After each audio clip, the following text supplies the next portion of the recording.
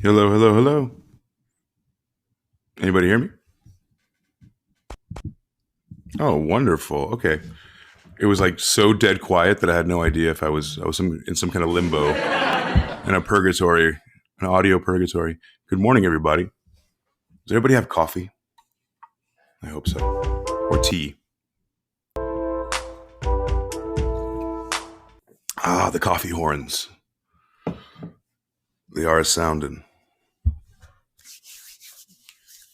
I need to be up at 6 a.m. I need something extra, some special high octane stuff. But slowly, by the fourth week, my body is coming to.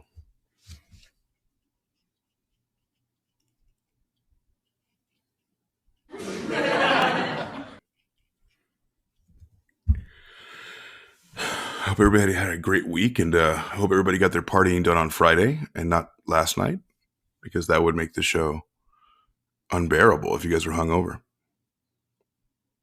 Clap it up if you had a drink last night. Okay, a lot. Okay, that's a lot more claps than I thought. Well, I hope you guys are doing it responsibly. I had 0 drinks last night. Zero. I knew that today was a big day, so I don't have the luxury of sleeping till 8 o'clock. That's crazy on a Sunday. Rocstedi, where you at, bud? You there?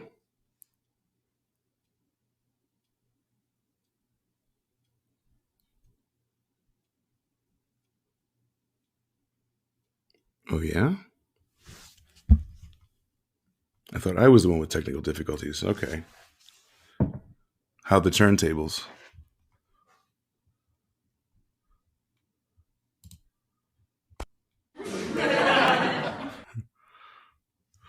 Yes, Keith. Thank you.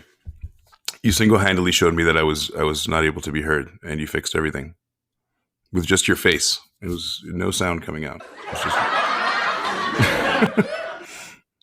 I could read it like a book. I watch too many of your Instagram videos, so I feel like I'm intimately involved with your face. When did you have pink hair? Clap twice if it was more than 2 years ago.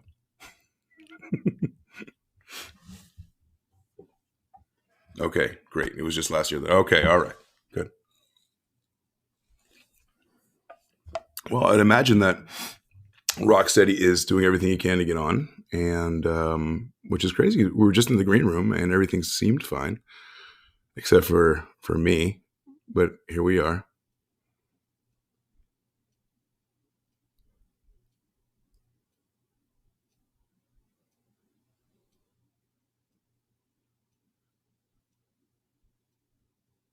All right, we're going to give him just a minute. I am going to just top myself off over here. I'll tell you. Oh, hey, there you go. Oh, everybody's in. Forget it. I have enough. All right. I think there's some issues going on here for some reason. You can hear me okay Hello. now? Hey. Gotcha, King.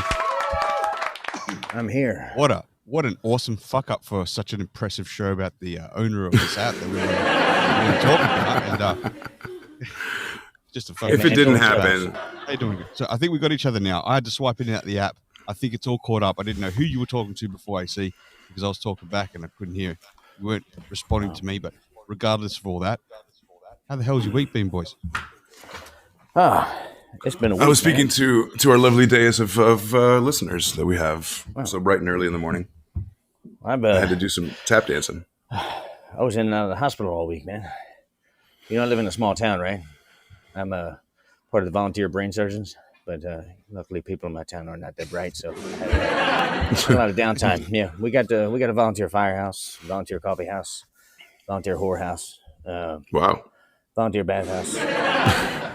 We haven't had any homeless people though since Airbnb, so we got volunteered homeless too, in case anybody's looking for a job. Are you still at Graceland? Can I still go visit you? Is that where you are? Somewhere in No, Tennessee? they kicked me out. I'm at Disgraceland now. Disgraceland. Yeah. So, well, no, I think the Chinese actually bought Graceland, sons of bitches.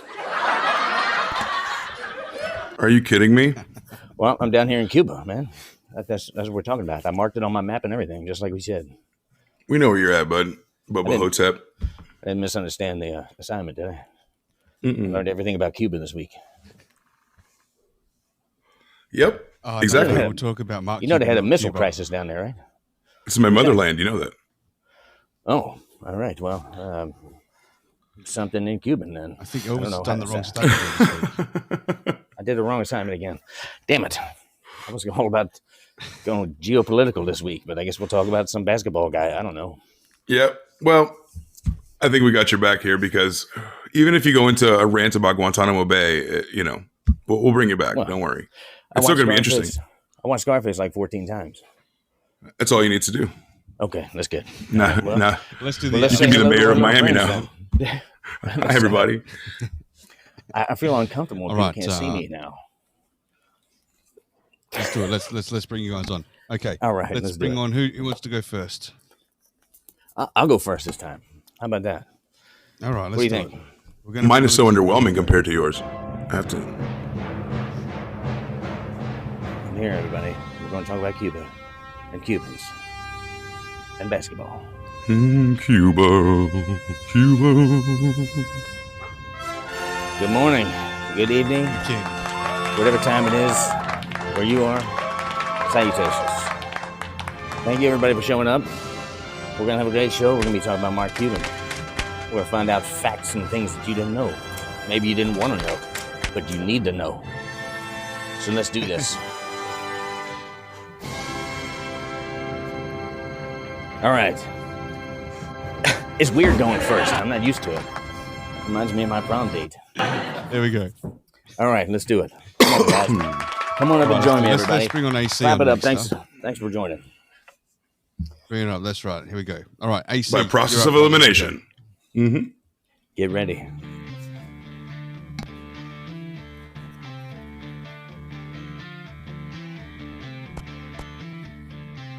Clap it up for AC, everybody. Come on.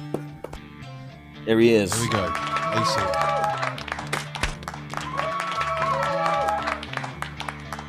It's early in the morning for this one. See, I've got to work out like a little cut-off thing for these or something. But We why need let's to- keep it we short need and to sweet. blend Here we them. go.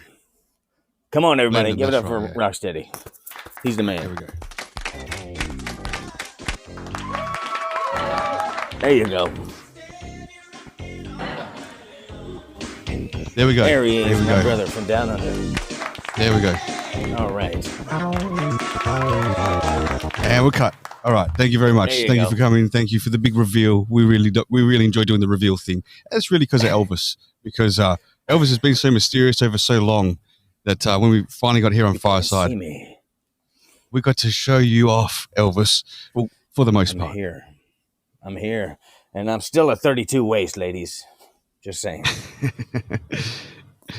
All right. I just put Right. my So pants let way me down around make my these knees. cameras a little bigger here. Oh, yeah. How do we do that? We just tap the screen there. Yeah, everybody, Yeah, you let's tap the do screen that. and it'll make us big like that. Or I you gotta can get tap rid my of this. pants I and won't makes be me as big big as too, you. Elvis. Well, All right. Here we go. So now this week's just skim right over that one. I forgot which show we're on. We're on the more serious show. All right. Yeah, we're on No. the All serious right. So one. this week, ladies and Good. gentlemen, Shotgun Candy Episode 4 with we're talking about Mark Cuban this week. He's the owner of this particular app with Felonfatomy, and how exciting to actually do some research on. We'll call him our boss, all right, for lack of a better word. But what an interesting guy that I didn't really know that much about. I knew a bit about Mark Cuban. You hear about Mark Cuban. In fact, I only really came across him at first when I was researching the program or was watching the program years ago with Shark Tank. And to go into the depths of his life, he's quite a fucking winner, man. He's being deemed as one of the luckiest guys in the world. And I thought, nobody's surely lucky like that. They create their own wealth and stuff. But he even says it. Exactly. Even he thinks he's one of the luckiest dudes in the world. It's got to be somebody said and believes that it's him. I mean, the dude started hustling when he was 12. I mean, that's not luck. That's determination. You know what I'm saying? Yep. Like, what did he do when he was 12? He started selling trash bags or something like that. Stamps. Trash Yeah, bags, collectible stamps. Yeah. And So tramps, trash yeah. bags and stamps, and then he started running newspapers and things like that. He did all kinds of stuff, like as a Exactly. kid. You know, what were you doing as a kid besides masturbating when your parents went out. You know what I mean? This guy's That's up it. in That's work and stuff. every Pick single up girls thing. and avoid Revolved school. around Exactly. that. I mean, Yeah. For you Zoomers, Playing- you're probably like playing video games. You're playing Minecraft and stuff. And this dude's out there hustling, slinging papers and things. You don't even know what Yeah. newspapers are. This guy's like, he's like, yeah, I've been doing that for like 40 years and I'm only 60. I figured it out.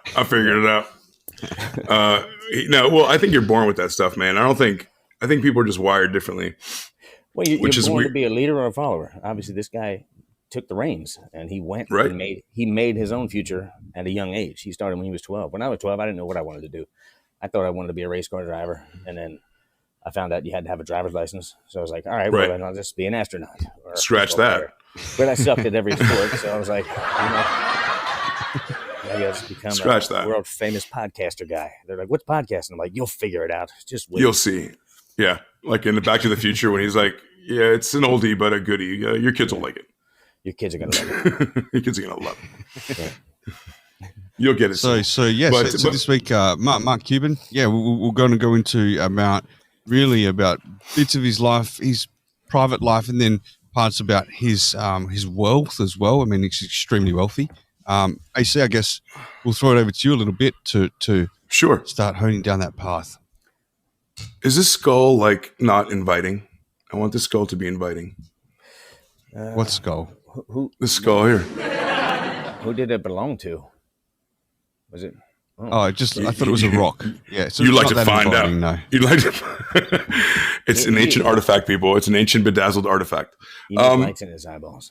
Yeah, need some more lights in here. But anyway, so Is yeah, that someone that said no to a Mark Cuban deal? yeah, That's incinerated. some magic, isn't it? Being a Cuban. Well, that's how I get by, man. Remember, I'm Cuban, so I am actually Cuban, which is How the many difference. glasses of water So you got sitting around in random places just in case? you know, See, I know all about that. you know all about it. Yep, I got that water shit. I'm putting tobacco. I'm spitting rum on top of rocks. I got all types of seashells put together. Yeah, birds, like a collection of dead birds. That's like accidental, like black magic. You're just like, well, my grandmom always did it, so let me just put a glass of water over here, and then everything's gonna be fine today. You just kill a bird and sacrifice a bird to the saint. He needs to Maybe eat. we ought to He do needs a to show eat. on Santeria and black magic.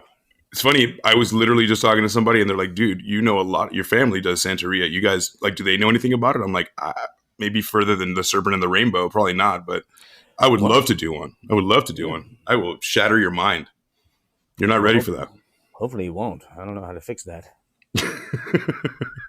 You said you were a brain surgeon, dude. Come on, help me. Anyway, Volunteer brain surgeon. I'm not that good at it. But, so. All right. Mark Cuban, what an interesting fellow, man. And I have an interesting perspective from him because we're going to talk about him as far as how I know him, which is in the sports world. I'm a big sports fan. I like all of Miami sports, but I want to get into actually who this man is and the things he's accomplished, where he's from. Just a little bit of a preface to paint a picture. I'm sorry.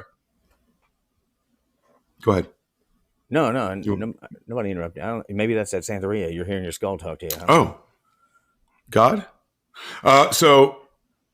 Sure. So Mark Cuban, this man is worth $4.5 billion. Okay. That's not nothing.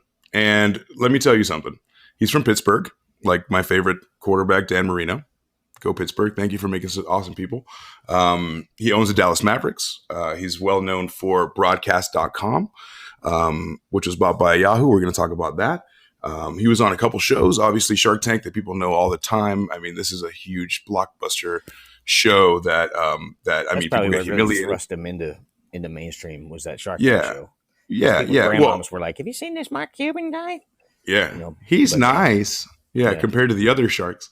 And then he's also on a show called The Benefactor, which was on for a year, and that was his own reality TV show.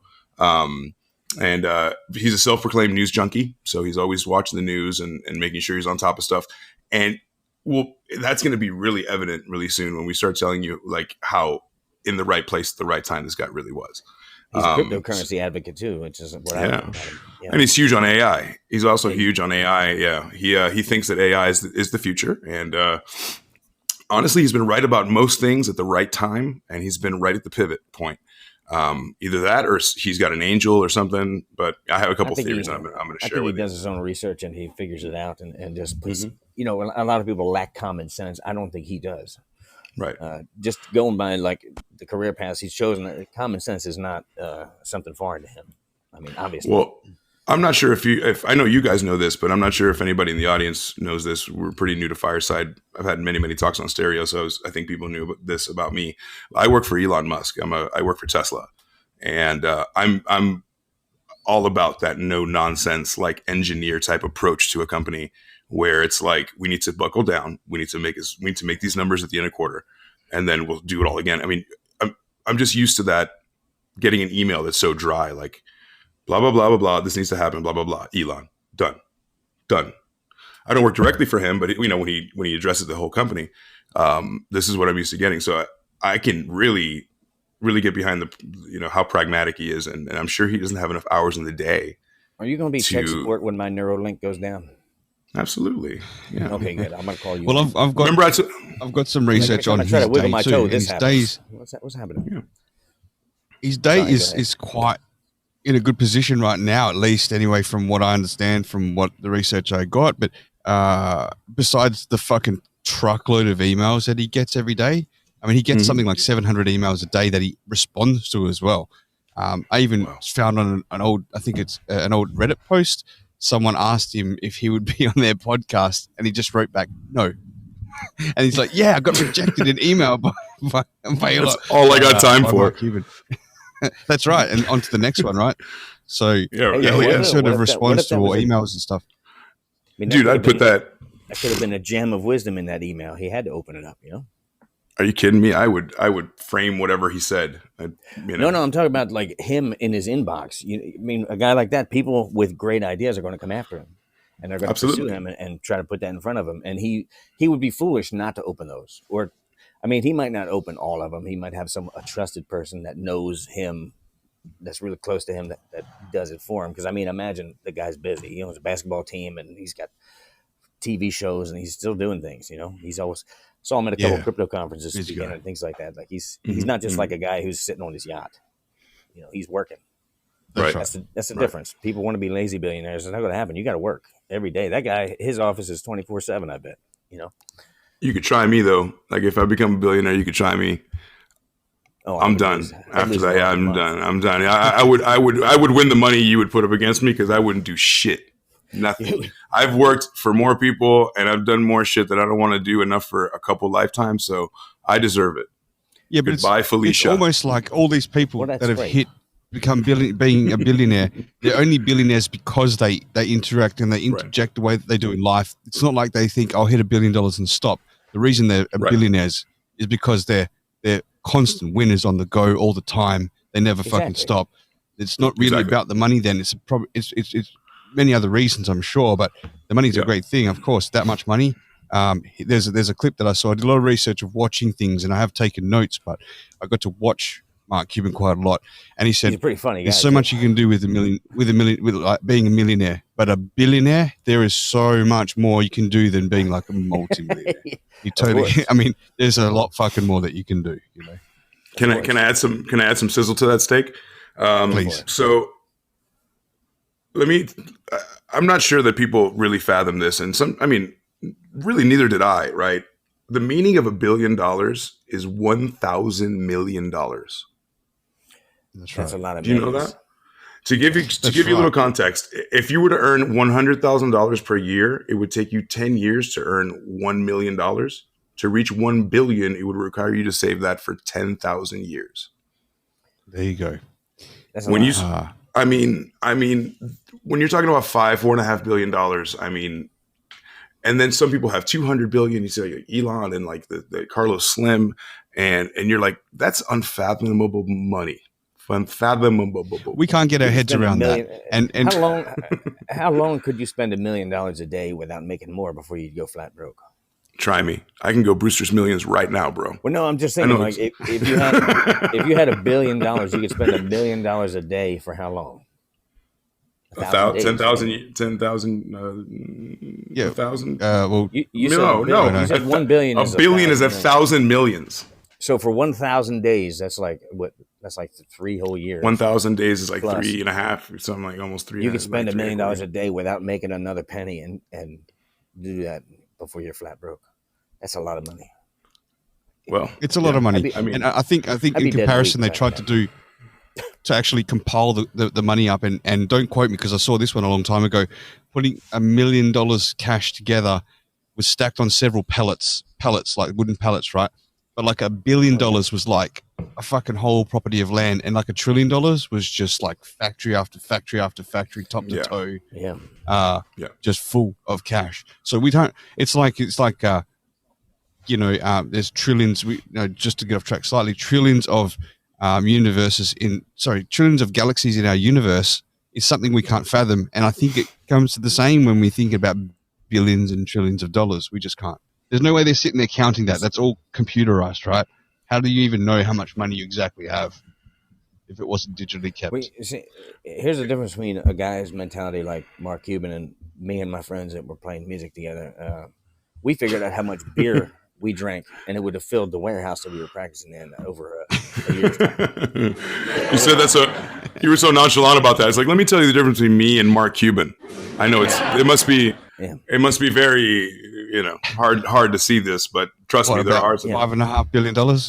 Well, I mean, we were drinking 32-ounce beer cans, probably like 9 at a time at band practice. We figured that the whole year after band practice, we would have filled the 5,000 square foot warehouse we were practicing in. But you guys must have been good. 932s. That's, I don't even know that math. You guys must have been awesome. It was over like a 4-hour span, though. No. Well, hey, look, man. If you're going to snow ski, you practice in the snow, right? So we're going to play music drunk on stage. We need to practice drunk. That way you're good. Right. You got to bring the floozies. You got to bring the floozies. You got to, of course. You got to go full. What was that? Pantera, just like mainlining J&B with like a needle. Well, I mean, why get into music if you're not going to have fun doing it, right? That's true. That's why I did. Just stop right before I did, because you want to actually remember some of the stuff too. But enough about me and my alcoholism. Let's go back to Mark Cuban. Let's get into There's a whole another episode about that. So a little bit of early on for Mark Cuban, right? Now that we painted the picture about just how rich he is, just a little bit about what he's done. How about this? He equates business to sports a lot. He wanted to be an athlete when he was younger, and he said that in football you play 60 minutes, and in basketball it's 48 minutes. But in business it's 365/7. So you never stop, and everybody's trying to kick your ass. So at the same time, there's not even a ref that can save you in the business world, because it's like cutthroat, ruthless. I mean, cats and dogs. You name it. You got to be something else, right? So no one's coming to save you. Business as a sports competition in a way, right? He's always saying that the people that are going to win have done more research, that have tried harder than you, that have put in that more effort to win that game. So if you're going up against him, look out, because he's looking to kick your ass. That's what he literally says. Yeah. Basically Belichick, he's done the homework. He knows the game plan. That's what I do have in common with him. Practice the way that you want to succeed, and you make it, right? So dress for the job you want. Exactly. Not the job you have. Some free advice this Sunday morning. So unemployed people dress like shit, I guess, right? That's what I'm. Yeah, like bums. They wear newspaper around them. Newspaper, which Mark Cuban started selling at age 12, right? Yeah, I was literally gonna segue into anyway. I like it. Yeah, stamps. He collected collectible stamps, and he knew which ones to get. So it was, he got to cash out. Even he was making a lot of money when he was even a young kid. That's investment there. Yep. And he started with a quarter. He made $50, and he saw the value of $1. Where I have spent $50 on 2 drinks, and I've just thrown it at the cashier, the bartender in Las Vegas, and been like, "Here you go, babe. Keep the change." And you're walking back with 2 Tito's and ginger, and you're like, "This is $50," and this guy made $4.5 billion off of. It doesn't seem fair. If you're going to gamble, just sit at the penny slots and just keep putting them in until the waitress comes around and gives you a free drink. There you go. So it's cheaper that way. Just saying. You'll never get there, bro. No, scare money don't make money. You got to come to Vegas so we can. You got to come back to Vegas. You had a show here. So I can come back again. Yeah. You were rich when you were here. I remember. So he was born in 1958, just like my mom. Remember my mom, Elvis? Remember how you talked about my mom last? Yeah, that's why. Okay. That's why you get those nice chops if you shave that middle part. I look just like her, so imagine. I know. Anything you say about her, you'd be slamming me. Just imagine my face. I love those Cuban hairy backs. Never mind. I'm sorry. Not His Mark lips. Cuban. Anywho, he played. Let's move on. Enough about me. He played rugby and he went to Indiana University. He soon got $15,000 together because he wanted to buy a bar, right? And this bar was called Motley's. And he actually did. He actually asked his roommate in college. He said, I don't think I'm going to get this loan. Do you think you can do something for me? And he ended up that he did lend him the money. And when they opened it up, it was a great success. And Motley's was a big hit. I think the marketing and the wherewithal was totally fine. I think they got a little too overzealous when there was a wet t-shirt contest and a minor was in there, but that's fine. That was a long time ago. That's what pretty much fucked it up, right? It was doing really, really well. It was like a really successful bar in the area. I think one of his university teachers was like, he'd never had a student that had opened a bar or a successful business like this while still at school. And along came the wet t-shirt competition, and there was an underage girl that won it, and that pretty much went cancelled, and they cancelled it. Well, I don't know if they cancelled it. It didn't do well after that. I don't see anything wrong with that. I'm just going to put that on the table. Like, wet t-shirt contests are American as apple fucking pie. I don't know how it is in Australia. Well, see, there's a difference here. When you guys have underage over there, is that 21? Is that up to 21? Because here it's like 18. under 18. Okay, 18. well then there may be some. But you're not even allowed in a bar unless you're 21. Well, that's and going back then as well, maybe it was 21. But so somehow you're allowed to make pornography, and there's probably nothing wrong with that. Well, see, in different states have different laws. Like some laws, some states have 16 is considered consensual age. Yeah, some places 14. You're too old. Alabama, it's just never mind. We're not going to go there. But you skipped over one thing about Mark Cuban. Like he comes from a blue collar family. Like his dad was an auto upholsterer back in Pittsburgh. That's right. And because there was something I pulled up. He described his mother Shirley. He said, as someone with a different job or different career goal every other week is what he said about his mum. But his dad was the automobile upholsterer. Well, that's why men work hard like that, so the women and the children can have dreams of doing something better than the dad. Usually, I mean that's the American way. Usually, the dad slaves and provides for the family, and auto upholstery. That's not an easy job. I don't know if anyone's ever tried to even recover the seats in their own car. It's a pain in the fucking ass. I mean, I think you're right, man. Not an easy job. I think you're totally right. And if he had, I don't know if he owned a shop or he worked for somebody. I don't really know much about his father, but I know his name was Norton. It's kind of a cool name. That is a cool name. Norton Cuban. Norton Cuban. Well, that's the other thing. Their original last name was not Cuban. What was it? It wasn't. It was Chebensky. Chebensky. They're from Russia. Yes, that looks like it. Yeah. I think it's Chebensky. Yeah, there's an I in there. Chebensky, Cuban. Grandma was literally Russian, and they came over, and I think they believe they were like second generation, or I think the dad was actually also born in Russia. I'm not entirely sure about that, but I know they're from there. And maybe his maternal grandparents were Jewish and Romanian, so there's a bit of a mix there. What a lot of people don't know about Pittsburgh, Pennsylvania, there's a lot of Polish, Ukrainian, and Russian people there. It's a big population of that. Like pierogies is like the city dish or something like that. They love that kind of food, that Eastern European stuff. I love that stuff. And it's good, man. If you ever drive through Pittsburgh, there's one place, I can't remember the name of it, but like Pittsburgh, Ohio is, a lot of people don't know Pittsburgh is all the way at the western side of Pennsylvania, and right across the bridge is Ohio. So that whole region there is a lot of steel workers and hardworking people. It's like the blue collar city all the way. Is that the Rust Belt? I think that's like pretty much where it starts. Yeah. That whole area, the steel workers industry, Pittsburgh had a lot of it, and then that goes all the way to like Detroit, where they made the cars and stuff like that. So that whole region was focused on things like that. But it would make sense that his dad was an auto upholsterer too. Detroit, where they make the cars at. Yeah. I like that. I want to put that on a shirt. Detroit, where they make the cars at.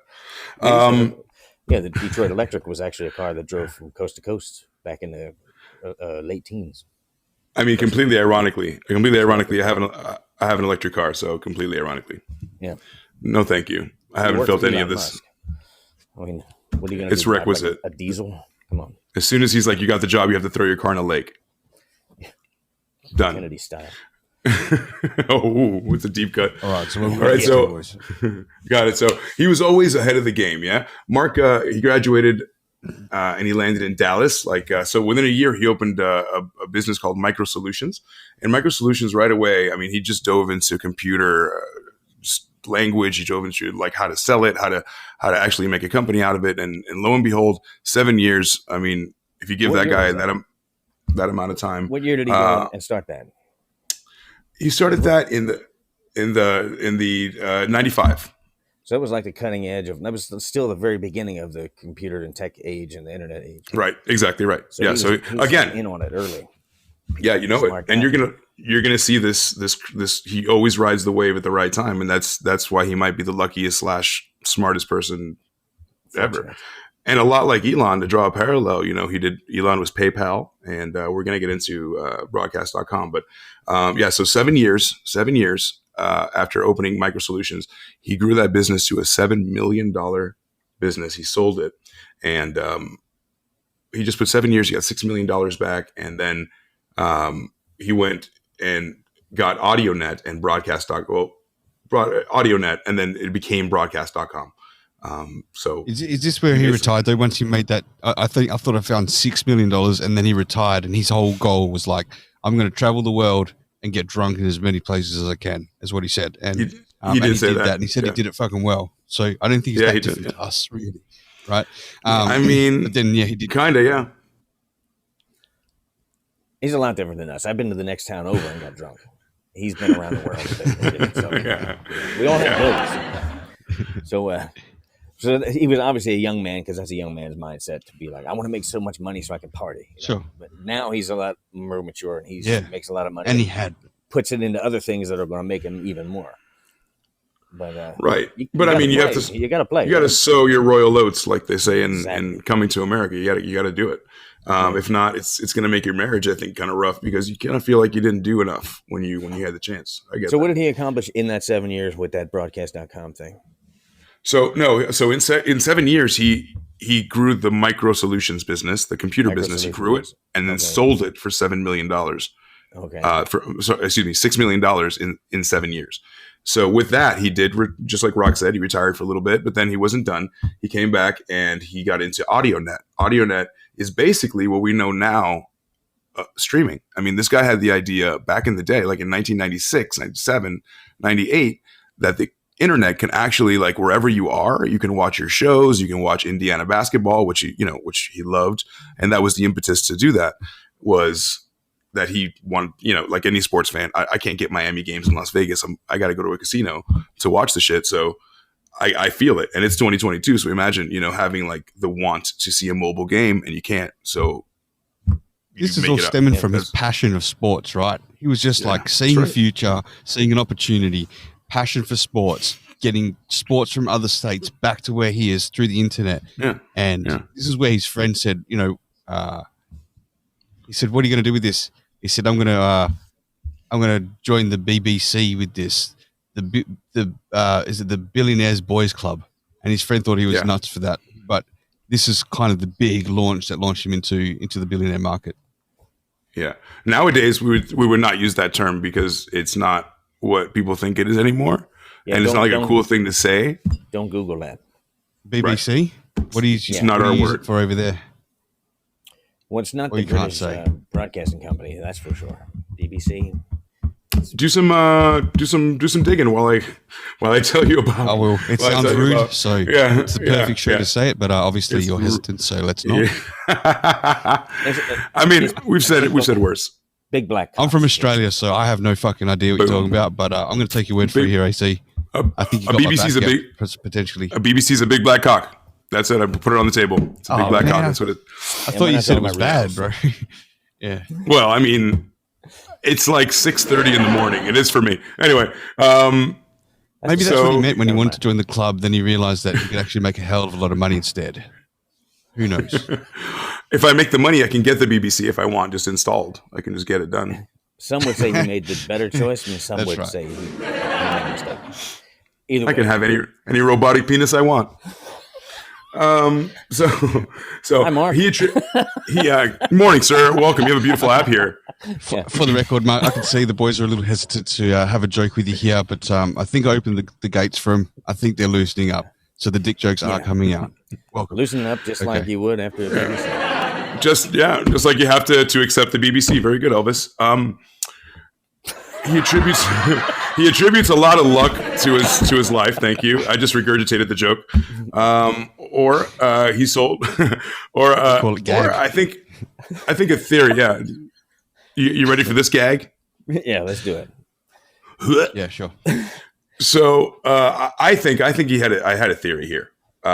So he made a bunch of money once, and people attribute it to luck because he did the equivalent of winning the lottery twice, basically. So I think he might have sold his soul to the devil, like Robert Johnson did, to play guitar well. Said the might- Santeria guy with a black skull in front of him. Of course, you're going to go down that road. I'm thinking maybe he's just a smart guy, and you're like, he sold his soul to the devil. There's no way he can make money. Poor AC. I mean- he's trying to keep this on schedule, and we're just messing him up. No, yeah, I'm So rambling. why- This is beautiful. why do you So back think We have to he's your beautiful satanic Yeah. rituals, AC. meandering conversation. So back to the satanic rituals. So when did Yeah. Mark Cuban actually drink the blood of virgins? When did we going to there? Coming right up. All right, here we go. We have receipts. So I think he sold his soul to the devil. That's my theory. But the webcast was going to be game changing, right? So he thought webcast. I don't know if he knew that term yet, but maybe he put that together. It's like TiVo, right? Or like the iPod. Like it was that big. Everybody wants to do this. So he pitched the idea to Yahoo, and then he pressed them because the timing was just impeccable, and that was the trajectory of where tech was going at the moment, and kind of like what was that the company that just went to Elizabeth? She lied. Theranos. She lied, kind of like saying that she had a $9 billion product, but she didn't. Everybody wanted to jump on that train in Silicon Valley. I'm going to remember her name like in the middle of you guys talking. And, she like hyped herself up, right? Like there's no technology like that. So people were like really investing. So same thing with him, but he actually had a real product that could actually be done. So, like I said, he pitched Yeah, to they went to and Yahoo, then- right? And they said, Yeah. so yeah, like this is where you want to go, right? So you either need to Right. compete against us because we've got the big share of the market, or buy us out. Right. And they were like, Right. holy And shit, they're- we can buy these guys out. So then Yeah, and then there's ahead. Mark. He's there to finesse him. Like that was the point. Mark was there to finesse him once again. So after looking at this $5.4 billion finesse to sell in this company on the upward trend, which is perfect. I have a new theory. Maybe a fortune teller or Santeria. I actually wrote this down here. Santeria. He was just too good. He was too good. He was putting things together like a beautiful mind.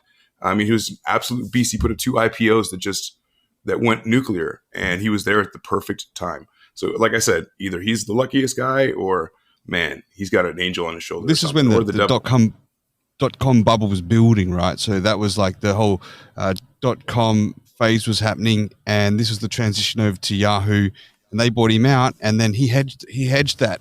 I think he got some shares in the company or something like that, and he hedged against. Yeah, he those. got $5.4 billion Right, in stock options, and then as soon as they realized that, some of these guys were like, "I'm an MBA. I don't know how to fucking code and put this." They're like, into good yeah, use." high five. It's like, what do we do with this now? They had no fucking What the idea. so fuck it is just this went shit? back down. We don't have any nerds. Yeah, we don't have any nerds. So he got in on it and then got out before the bubble burst. He got in. right? He started- started it up. He sold it. Yeah. Right, and he still had a dealing with it, but he hedged against that. So if it went down, he still saved his cash. I don't know how the hedge funds work or anything like that, but it's something like that. And This man's a genius. and so what happened was it made Yahoo take their eyes off the prize with becoming a search engine because they were focused on this. This is how Google kind of took over. Like this whole thing that we've got with internet and everything, this whole move potentially with Google being where it is today could be because of that one deal that Mark Cuban did with Yahoo, which steered them in a different direction. It could be like Yahoo is the main search engine right now instead of Google. We don't know, but yeah, that's a fantastic point. Interesting how I didn't think of that. Yeah. So did he invest into Google? Not that I know of. I don't think he so. May have. Not enough to make a headline, but that's a really good point, Rock. He's probably got he's probably got like 1,000 lines out, and he's going to pull on the one that catches. Of course, guys like they spread it out. They don't put it all in one basket.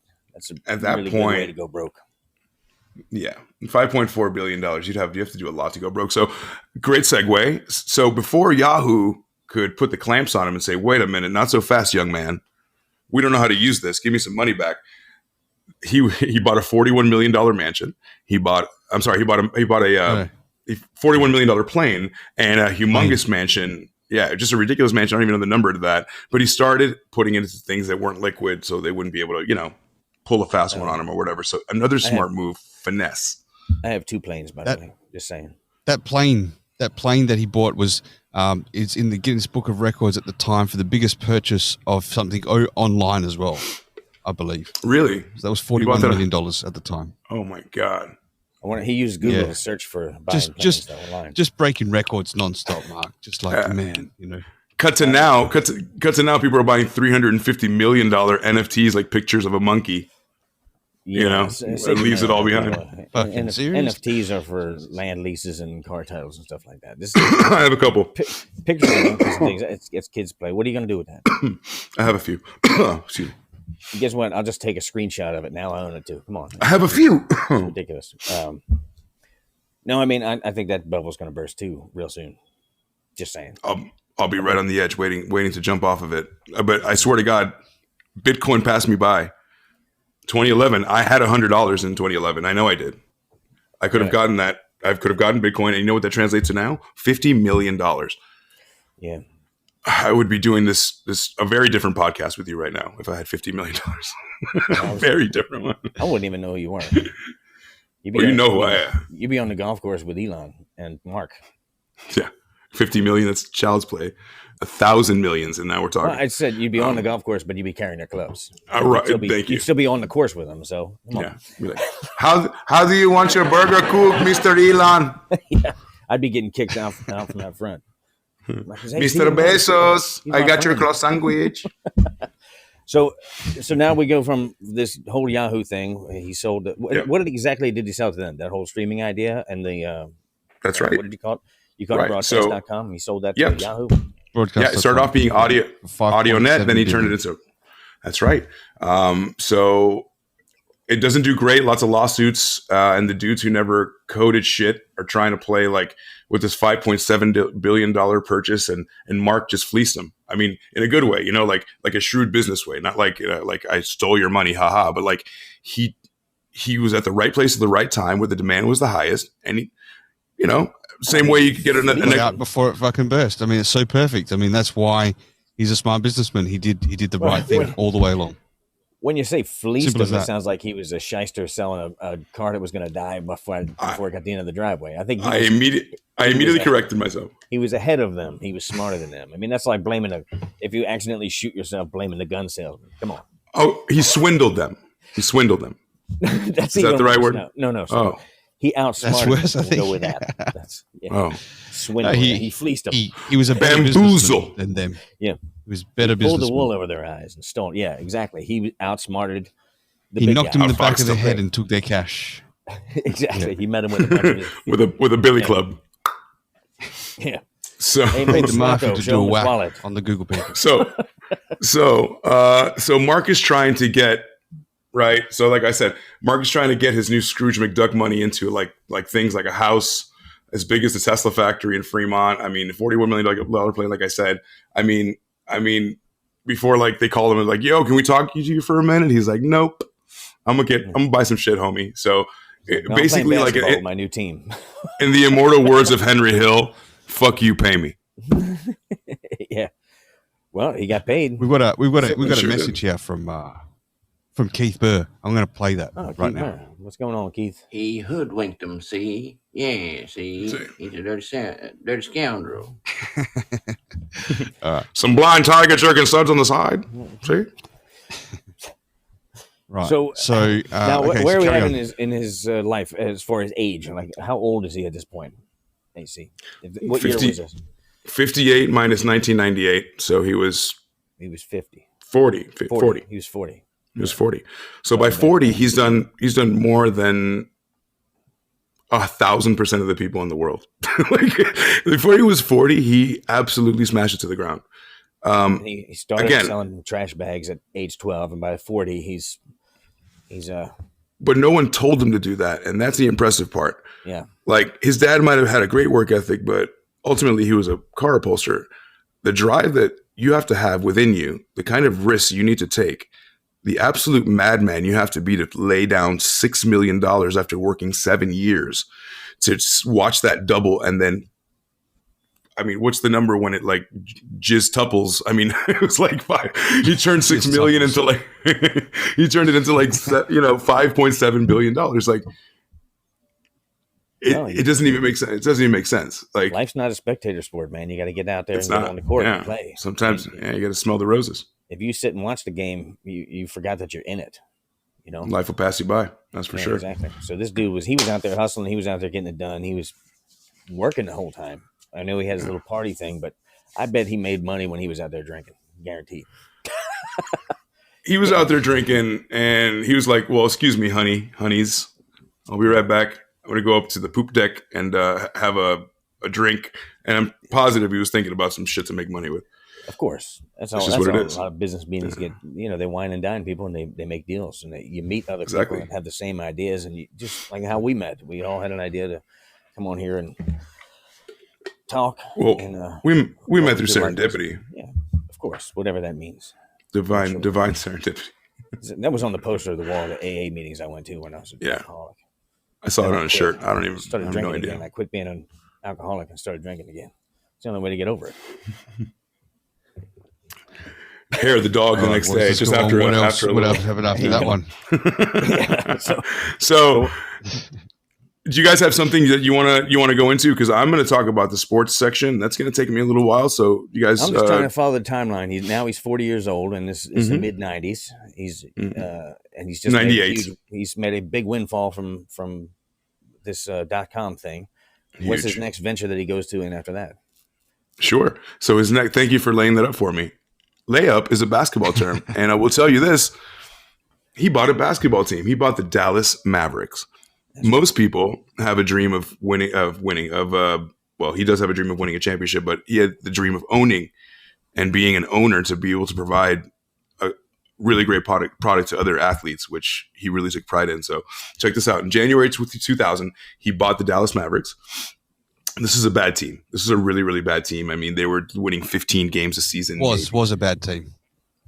This was a bad team in 2000. Kind of a new team too, right? Like an expansion team. And was that about the same time when did Orlando Magic came out? They came out in the 90s, right? And then they started expanding the teams. They put the teams in Canada, right? Then they had Dallas Mavericks. Yeah, and then we're gonna. This touches home for me because I'm gonna go into a little bit of the story that pulls my heartstrings. So I have a he got in there. He saw like the wooden stuff that they had to deal with and all the locker rooms, and he was like, "Fuck this! Take everything out, all of this out. I want brand new, like huge, a big old skylight. I want people to have light. Pool These are table. big dudes. Needs to be a boys' club. Yeah, he made them a plane for the 7-footers. He made them a plane so the 7-footers could have room. Who does that? Wow. No one was doing that. Yeah. So make you guys comfortable, man. Comfortable employees perform exactly. And he didn't sit in the skybox and have ribeyes. He sat down on the court and yelled like Spike Lee, like a fan would, right? Yeah. So that's really weird for an owner to be that involved, especially on the ground level. You know, Robert Kraft just like high fives impotently with his son or whatever. And, Jerry Jones is like literally a corpse. So like, yeah, like this is great to see. I mean, he's yelling at refs. The only thing is he did take it a couple times too far where he got in a little bit of trouble, but that's not even, not a big deal. When we Right. say a it's like, couple, I'm probably a courtside, couple no $1 million pressure, guys, but worth you better win. of times too much. Yeah. But man, I'm sure that his team knows that he would go to the mat for them. And that might be worth a couple $1 million if I'm a billionaire, because how people revere him and how his players play for him. If he wouldn't have done something like that, people have been like, well, I know that guy's ready to go down for me. So he's well loved by his players too. So I have a special perspective on this, right? I just want to I want to add something there. Please, go please. through my notes real quick. He got fined by the NBA for a lot of times, and for critical statements about the league and the referees, at least one. This is a little old as well, but it's $1.6 million worth of over 13 incidents from since 2006. I think it was. So he's one of his favorite players of all time. And I watched an interview with Mark when they said, "Do you have a favorite player?" He's like, "One, but he's retired now." And he was talking about Dirk Nowitzki. Nowitzki. Yeah, I'm not familiar with American basketball as much. Yeah, that's the guy. And he's his German. actual words were about Mark. Oh, okay. Yeah, well, it sounds Polish or something. So he said, yeah, I know. He's got to learn how to control himself as well as the players do. We can't lose our temper all the time on the court or off the court. And I think he's got to learn that too. He's got to improve in that area and not yell at the officials the whole game. I don't think that helps us. He sits right there by our bench. I think it's a bit much, but we all told him this before. There's nothing new. The game starts and he's already yelling at them. So he needs to know how to control himself a little. That's what they said about him, his boss, their boss. I love this guy. Well, he's a passionate sports Which fan was his first. favorite player, by the way. So I see that's how I would react. I see myself in him, and that's all we ever want as sports fans. Guy. Mm-hmm. We just want you to care. We want our owners to care like we do. I'd be more like Vince Neil, like a fat alcoholic. 100%. So he says things where he'll get fined $100,000. He'll get fined $500,000 or $600,000 for doing certain things, and it just makes me wonder: are they just fucking trotting him with fines because he's rich, or would another owner get smashed with those sort of fucking fines as well? Or is it just that's why the Mark Cuban? owners sit up top and don't get all in the face of the refs. And Right. You know what I'd have a pocket full of Yeah, that's probably gold true. coins, and I'd But just he throw gets them involved here, as a passionate bitch. fan. I'm gonna complain. Yeah. Throw him a sack of nickels. Shut the fuck up. Yeah, just throw Here. like a velvet bag full The of good gold thing is coins. what he Here, does eat is that. once he gets fined, whatever it is, he'll match that fine to a donation for a charity. So he'll turn around. So there's one. I can't remember the team. I've got it written here, but I've got to scroll through the notes. AC, you could probably help pick me up. There was a team where he called them thugs. Did you get that part at all? So he's called a team. He said, "You're a bunch of thugs," and one of the team players on the opposite team's mother was sitting in the audience, and he pointed to her and goes, "And your son is too," and he told her that her son's a thug. So they've complained, and I think he got a big fine for that, which he matched to a donation of a charity of her blessing. What team was that? That'd be he always Detroit, comes through. He's just Philadelphia. in the moment as a sports fan, loses his shit as we all do. He turns around and he makes it right. Even one time he turned around and said something about when he was going off about something at someone during the game. How he said we're not like running managers from Dairy Queen, the ice cream place. And he said you couldn't manage a Dairy Queen. That's a ball busting right there. couldn't manage a Dairy Ball busting Queen. Deluxe. Oh my job, God, Mark. what I a like that one. So Dairy Queen savage, got bro. upset. They got upset and said, "Hey, fuck you! We fucking work hard too." So he's like, "Right, well, I'll come in." And he ended up going in and managing the place for one day, and they had lines of people out the front coming into that store to see Mark Cuban while he was serving ice cream. So it was like a huge marketing thing. So That's it really That's he turns awesome. negative into a positive all the time. Well, see, Yeah, it I really didn't was. know that. I didn't know that if he matches his fines and gives it to charity. That's pretty damn cool. I mean, that's like clap it up for that. It is everybody. cool. I mean, come on, that's And you know what he that's an says? honorable thing right there. Yeah. Absolutely. When people say to him, shut your mouth, don't do it. He's like, he doesn't give a fuck. He's like, he does it on purpose to let them know if they're wrong or to shake shit up so that shit doesn't get swept under the carpet. Like he makes a point of it. He'll pay the fucking fine. He'll pay the charity. I promise he was cognizant of. He does not care. He does not regret one bit. He's cognizant of what he's doing, like beforehand. He knows how much he's going to get fired. Yeah, of course. Yeah, he's cognizant. I was just agreeing with you. He's cognizant of it. Plus, like, there's no bad publicity, man. I mean, I'd rather be in the press for like getting fined than like, finding out that whatever some of these other coaches got. I'm not going to get into that. I don't want to trash anybody. But yeah. So what Deanna's written something from the crowd. She's written, create the hype and then take it up a level. That's right, Deanna. That's it. That's right. That's right. Thanks for joining us, by the way. Up a level. Thank you. That's exactly it right there. So AC, he what year did he buy this team? He bought it in January of 2000, and it was a shitty team. Then it was 15-game winner. I mean, lowest of the low down there with the Minnesota Timberwolves and shit. Well, now I'm not a big sports guy. What month does the basketball season start? Like, did he buy it at the end of a season or October to June? Okay. October to June. No. He had a full season, and they only won 15 games out of 72, out of a possible 72. So, which brings me to 2006. Right, 2006. I mean, the Dallas Mavericks are doing everything they can. He acquires some incredible players to come and help. Making the news. They did. They started making the news. They were incredible. I mean, and so much so that I'm from Miami, and that's the Miami Heat. There, it's the basketball team in Miami, Rocstedi. Just so you know, and I'm a huge fan of the Dolphins, the Miami Dolphins, the Miami Heat, all that. Right. So the Miami Heat meet the Dallas Mavericks in the 2006 NBA Finals. Picture it. Oop, I got a screensaver. So imagine these two very, very good teams come together, and we have to go play a couple games over there in Dallas and a couple games over here, over there in Miami. The Dallas Mavericks take out in the series, the 7-game series. Whoever gets the 7 first wins the series. And they were up big time. Dirk Nowitzki ends up getting hurt, and they drop 3 games in a row to lose the finals to the Miami Heat, which happens to be the first time the Miami Heat won the finals. Wow. I was ecstatic. I mean, I was beyond myself. Shaquille O'Neal, Dwayne Wade was on that team, Alonzo Mourning, Tim Hardaway, legends. Team, yeah. Those guys went on to become legends, yeah.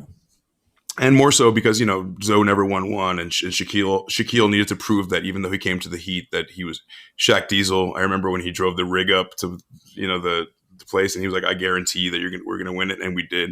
He got a lot of his fame in L.A. Right. Even though he started in Orlando, didn't he? Orlando Magic is what drafted him. Yeah, 1992. Then he went to L.A. with Kobe and did a whole big thing, and then he went to the Heat. See, 5 rings over there. That's right. This is how powerful sports are in the United States, especially at that time when his team started getting good like that. It started getting thrust in the public, because I don't follow sports, but I know these things. Very good. Very good. Well, you can get away with it in a bar room, and you can be like, "Yeah, I know Heat. I know that. I know that team." I'm like, Shaq's a big guy, man. Told you. Look how huge. Imagine how big his socks are. Actually, Wow. I did go to a museum and saw they had some basketballs on the wall. His hand goes completely halfway around a basketball. Now, baseball's a foot in radius. It's like a grapefruit in his hand. And I know for a fact he has a size 25 shoe, and you can pour an entire gallon of milk in his high heel and it'll hold it. I mean, that's high heel, his high top sneaker. I like to see that. Shaq wears high heels. It had to be like. I like to see. That's a big son of a bitch.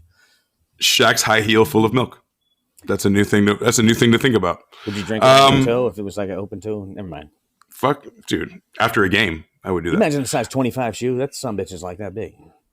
It's huge. It's huge. It's big. So in 1988, the Miami Heat were born, right? And that was an expansion team. I wanted to hit upon that because you talked about the expansion teams. And you're right. So in 1988, we got a team in Miami. And then cut to 2006, we win it. And then we beat these Dallas Mavericks. I mean, he is losing his fucking mind. He wouldn't go outside. He wouldn't talk to people. He was a hermit for about a year. I mean, disagree with me, sir, if you hear it. The house in the first 3 weeks, apparently.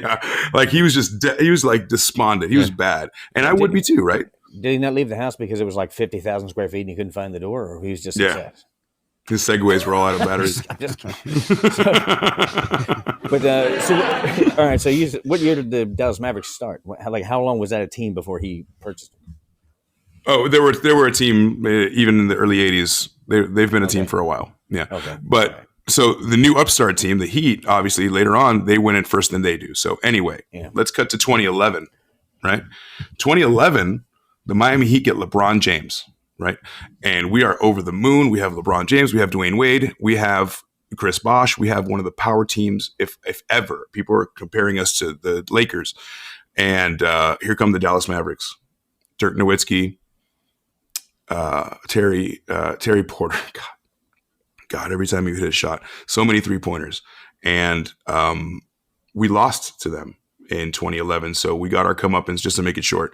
And it's really incredible how it went completely circular. Like another couple of years, and then he got it. And it was meant to be against us too. So it was incredible. So we have, look, at the end of the day, we have a rivalry. I don't particularly like the Dallas Mavericks, but I love sports. And I mean, I guess I don't have anything against them, but I felt pain from the Dallas Mavericks. Much pain. Much pain. It sounds like you do. Pain. So thanks, Mark, for upsetting my friend. No, but thanks, Mark, for losing that championship and also winning one. We both win. So what are they like now, that team? When they got any new? I mean, you follow basketball. You think they got like a new rising star or anybody, or they still got some good veterans on that team? I don't know. You know the Dallas Mavericks? Yeah. Oh, yeah. Absolutely. They have Luka Doncic, which is like probably the Michael Jordan. He's like the European Michael Jordan. So he's totally, he's like the new face of the NBA. As LeBron and all these people kind of exit in their twilight years, there's definitely a strong class coming up. But I mean, you know, everybody's generation was the best, right? The best generation was. I mean, the NBA on NBC. It was crazy. What's that? Yeah. I got to see Michael Jordan play, and I got to see Wayne Gretzky play, and that's insane how good those guys are when you actually see them play. It wasn't even like a special game. It was just the team that I went to see. They sucked really bad, so the tickets were cheap. But the stands were full when the Bulls came to town because people didn't want to see their own team; they wanted to see Jordan. Yeah, it was like and those guys. It was like watching the Harlem Globetrotters play the Generals, you know. So he's got this team. They win, right? Yep. So he's got the championship. 2011, he won the chip, man. What's his next big move? Is this when does he started doing Shark Tank? When was that right around the same time, or because I know that show's had to be on for 10 years now, right? Yeah, a little bit more than that. I mean, he wasn't always there for all of it, but just to put a bow on the basketball part. So Dallas beats Miami in 2011. LeBron's first year with the Heat. We would go on to the finals 4 straight years after that and win 2 rings after that. But I'm really glad that he got his because I was actually some weird, sick, sadistic part of me like wanted to see him win. Even against my team because he's such a was it the black skull part that's in front of you or well after they lost to him that's when he started getting into that Santeria shit. So ooh la la la la. So I've done a lot of Santeria. So I know he's got a lot of businesses. Like what is he doing since 2011 to now? You know that because he's really. I think. Well, I just want to chuck in there a little public bit. Eye in those time periods, right? Come on in. Around 2003, he was going to get involved in mixed martial arts, like UFC styles. He was going to compete against the UFC, but instead he went down a different track. He didn't. He ended up. He's now currently a bondholder of Zuffa, which is formerly the UFC's parent company that used to be before they sold out. So because he was on WWE Championship show before where he got thrown to a table by who was it? Randy Orton, I think, threw him into to a table, slammed him through a table, wow. And after. Did you not see that part? In any research? I did not see that part. No, I did not see that. Oh man, it's okay. So I went from 2000. I guess I got excited for the basketball. Sorry. So 2003, he got body slammed through a table. Oh, that's okay. Yeah. So 2003, Cuban was involved in a stage altercation with Raw General Eric. Sorry, I've got to get a little closer here. Raw Eric Bischoff and Raw wrestler Randy Orton. At the end of the show, Cuban was slammed through a table by the number of one contender of WWE Championship. On September 12th, 2007, Cuban said that he was in talks with WWE Chairman Vince McMahon to create a mixed martial arts company that would compete with UFC, but is now a bondholder of Zuffa, which was formerly UFC's parent company. So he was involved, and I wish I knew a little bit about this before. Zuffa is What the is company Zuffa? that used to. Zuffa is the name of the company that used to own UFC. Okay, so and UFC is like that's like the Coca-Cola of mixed martial arts. Man. That's like the most popular. The Fertitta brothers, is that right? Uncle Eddie's in the audience. Fertitta brothers, yeah, he's cocking it up. So they used to own What's up, Zuffa. Started with Dana White, and then when they sold out that company, I'm not sure what happened to the company since, but he's had shares in that company. So I suppose instead of competing against them, he went with them, which was probably a good move because that went up too, right? That's a great business. Big stack. See, that's how I don't think people think he has like a big ego and whatever, but that shows you that he doesn't really right there. He's just a smart guy. He doesn't at all, man. Because if you had really an ego, you'd doesn't. be like, we're going to start this and become better than them instead of like, you know what? We're going to crush you. Such a great job. That's right. Let's just join them. I mean, you got to know when not to go ham like that, and just learn to be an ally sometimes, and that's even bigger than crushing people. Got to know when to hold them, know when to fold them. It's hard to tell, right? So when you come across billionaires, you've got to assume. We do assume, not that you've got to assume. I've probably assumed that many people are rich in those positions, potentially have narcissistic traits, which I'm sure a lot of them do, right? Because you have to be driven a certain way, but you don't think about all the other things behind it. When you really watch a guy like Mark Cuban, and you watch what he's done, he just wants to be a winner. He's competitive. He's a real sports guy. He's actually down to earth. He's not egotistical in that way. When you come across these things, he'll bow down and be part of a deal, or he'll take over a deal, whatever's the best path to take. And right. You know, you could. There's some of the interviews I saw where he's done some stuff where he's gone on truth, those lie detectors, and him and another guy from Shark Tank. I can't remember his name now, but they're on, and they have to ask each other questions. And you know what? He was so fucking down to earth, man, with the questions that when they got asked him, he told every single answer was truth. He was just honest. Wow. He was just an honest guy, and he did the same thing with Kevin Hart, and they get into an ice tub. So they're in an ice tub, and Kevin Hart asked him questions, and he's just a truthful guy. And you can see he's a normal dude. In fact, he's like, you could see during that particular interview that Kevin Hart doesn't want to get into the icy water, and Mark Cuban keeps going, all right, let's go in more. Let's do it. Like he was edging the guy on. Like he's got that competitive streak in him. That competitive edge. And I I really looked towards him like a winner, man. Like I really did. Well, are you talking about when he fought on Shark Tank with Chris Sacca, the Silicon Valley guy, where he like literally went toe to toe with him, and he was like trying to get his guy with the Are you talking about me? wheel? To me, or are you talking to Elvis? No, I'm talking to you with the Shark Tank. Oh no! I'm not talking about that. No, I'm talking about some other interviews he had. Okay.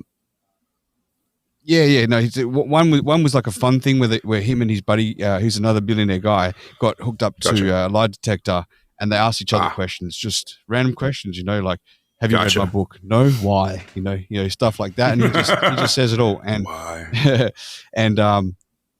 and then the other one was a separate interview with Kevin Hart, and it was gotcha. Yeah, that shows a real person, man. Right there, those two particular interviews shows that the he's the real deal. He's not a bullshit. He's not crooked. He doesn't give that vibe off at all. He's just actually he's one of us that's smarter in business, and he's worth a fucking ton. See, now here's the thing about him. I know he's big into the crypto business. Now he was one of the first coaches, right, to start offering to pay his guys in cryptocurrency, right? AC, you got any notes on that? So his team was the first team to start accepting crypto as payment. Yes, yeah, that's right. Bitcoin. Just like my boss, where we took Bitcoin for our cars, and we made that move. It was a little complicated, a bit more complicated than we thought. The markets definitely fluctuate. The volatility of the market, it's crazy. Of course. But it's going to stable out once it gets regulatory. Yeah, there's many other coins too. You know, I think that's the grandfather coin, Bitcoin, and there's It's like riding a horse to work when you already got Tesla cars, right? You know? Yeah, there's Solana and Shiba, and there's a million other things you can have. If you take $500 and just buy a couple of dollars of every sub penny coin, I wouldn't. What do you really? I mean, if any of them hit, you know how many bags I hold down to zero. Come on, you gotta do your own research. You gotta read the white papers, find out which ones solve economic problems throughout the world. Right. And you invest in the ones that make sense. If it has no utility and it just has a picture of a doggy or a moon rocket on it or Elon Musk. Sure, of course. There's like 50 coins that have Elon something to it, elongate coin and all this bullshit. But I have about 5 million Shiba coins, and that wasn't too much money. And if that goes to $1, I'm going to Sizzler. It's never going to go to $1 for one. Thank you for your confidence. That coin is not even going to go to a penny. And the moving market on, cap would have to be like, yeah. So, we'll move on. We can do a whole show on cryptocurrency. Oh man, yeah, let's move on. I got a lot. Oh, ye of little faith, and you're the religious one. Well, no, I don't have faith in man. Come on, let's move. So he started paying. What year was that? That was early on, because we're still early on in the crypto business. I mean, the crypto industry. So he was on the cutting edge of that, which means I know he invested in that because I've seen him speak at some crypto conferences, and he doesn't pull any punches either. He was dropping F-bombs and stuff. I was like, this guy, he's onto it. I like him. That's why people love him, man. He just seems like a down to earth guy you can talk to. He's not a regular guy, a fake weirdo that's like unapproachable. You know what I mean? Like, you don't want to have a beer with this guy and like pick his brain. Another thing that he did most recently was get into the movie business and the entertainment business. So he went ahead and bought Magnolia Pictures, which is a big big art production house. Yeah. That's a and huge then he also company, yeah. It is, yeah. And then he bought Landmark Theaters. So rival to AMC, rival to Regal is Landmark. And what they want to do is basically take those two IPs and kind of put them together to solve one big, like you said, one big problem where just everyone has entertainment in one location, either at home. You know, he was also, you know, a weird thing to do back in the day, and he did it, was like release a movie at home on the theater and on VHS at the same time, or whatever, DVD. You know what I mean? VHS. So, you're showing your age now.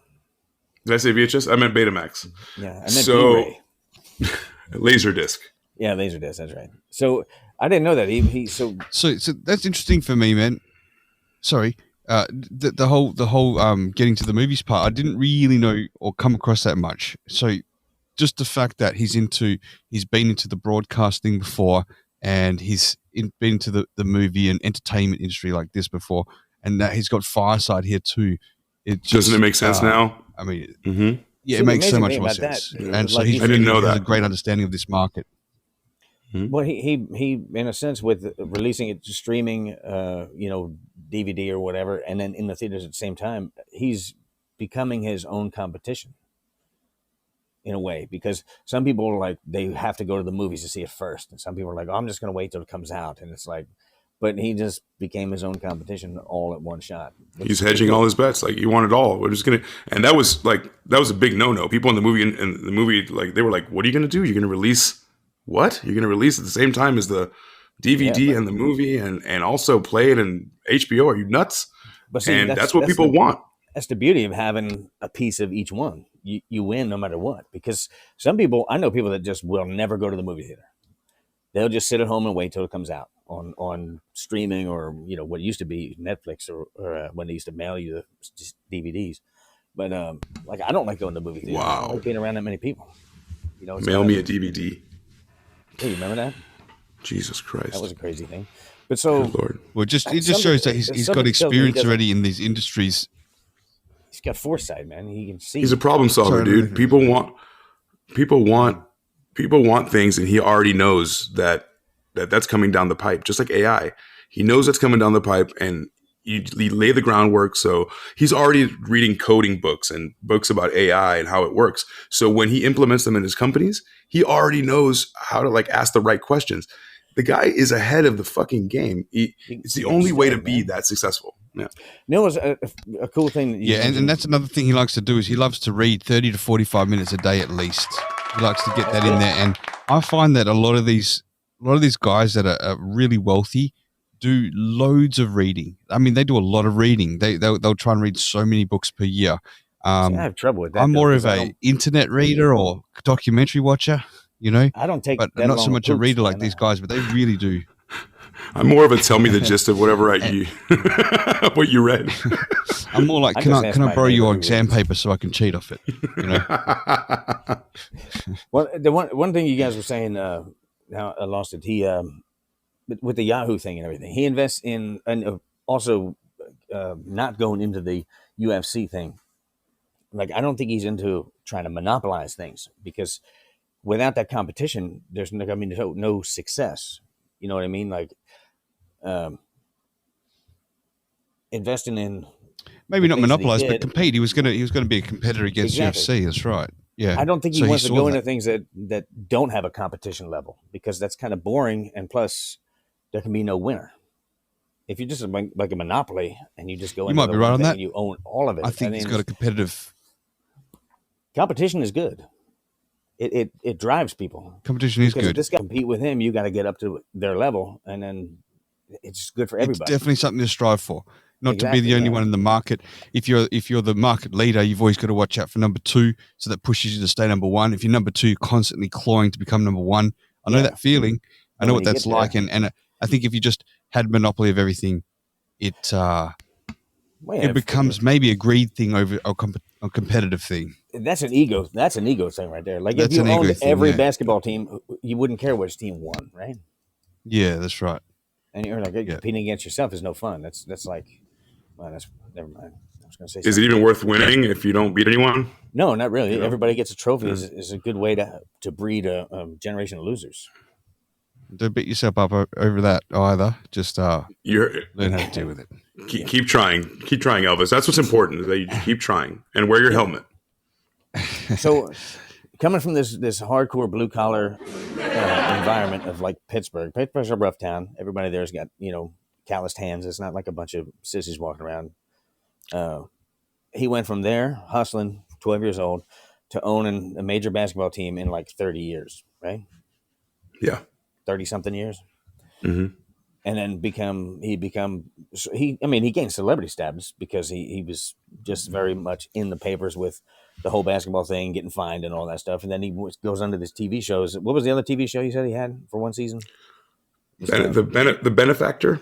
Benefactor. I'm not aware of that. I haven't watched TV. I remember it being tonight at 7 p.m. The Benefactor on NBC or whatever.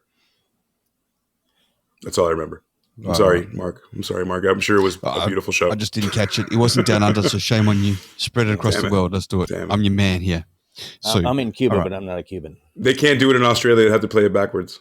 Upside They down. can't do that. So where are we at right now in his timeline? Is he about his like family life and stuff? Is he married with kids and things, or does he have? I think he has 3 Yes. children, right? Yeah, he's married with He's got 3 children. kids, yeah. right? Mm-hmm. 2 girls and a boy. I think his youngest is only around. I didn't catch the year, but he's probably early teens, just hitting teens right now. Do you have that research there, Imagine AC? the boy that comes over to try to date his daughter. Oh boy, that kid's got it hard. No, I didn't.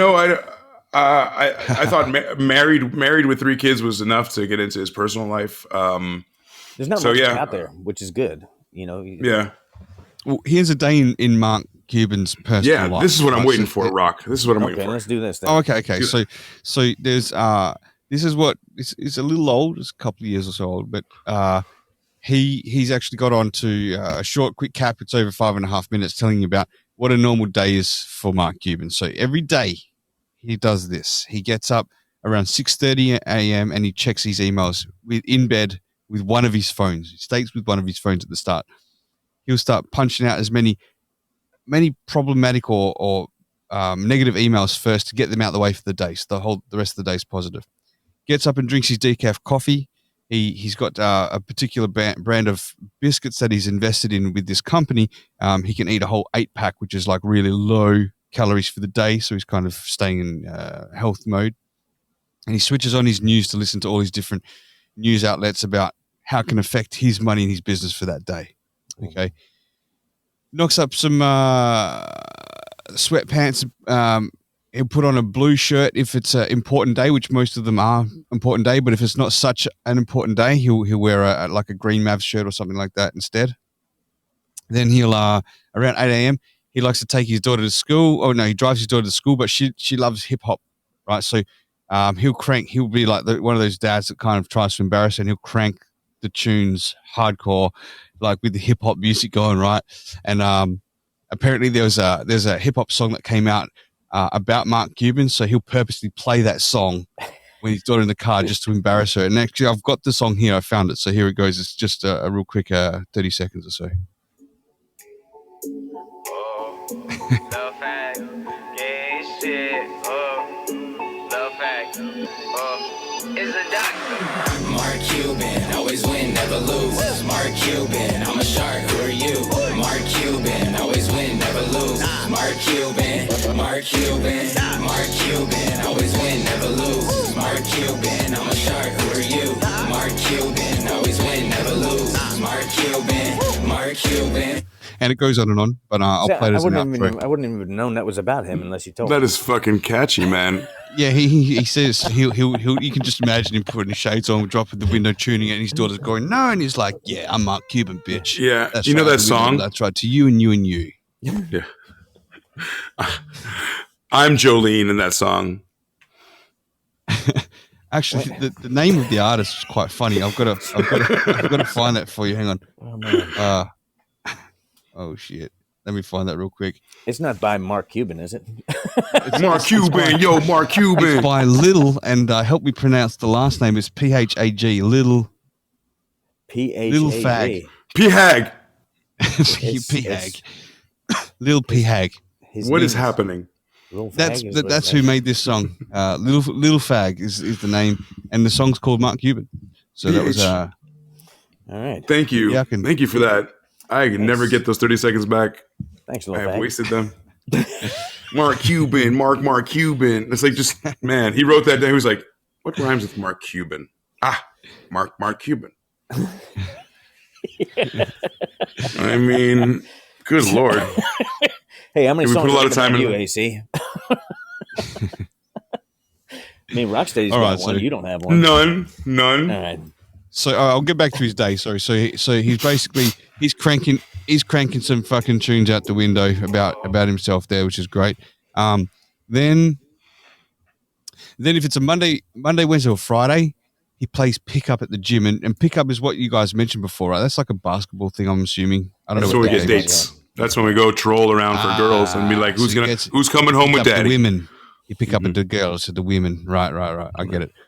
So after he's finished picking up women at the gym, he goes home, he does more emails. So he says because he'll get about 700 emails a day.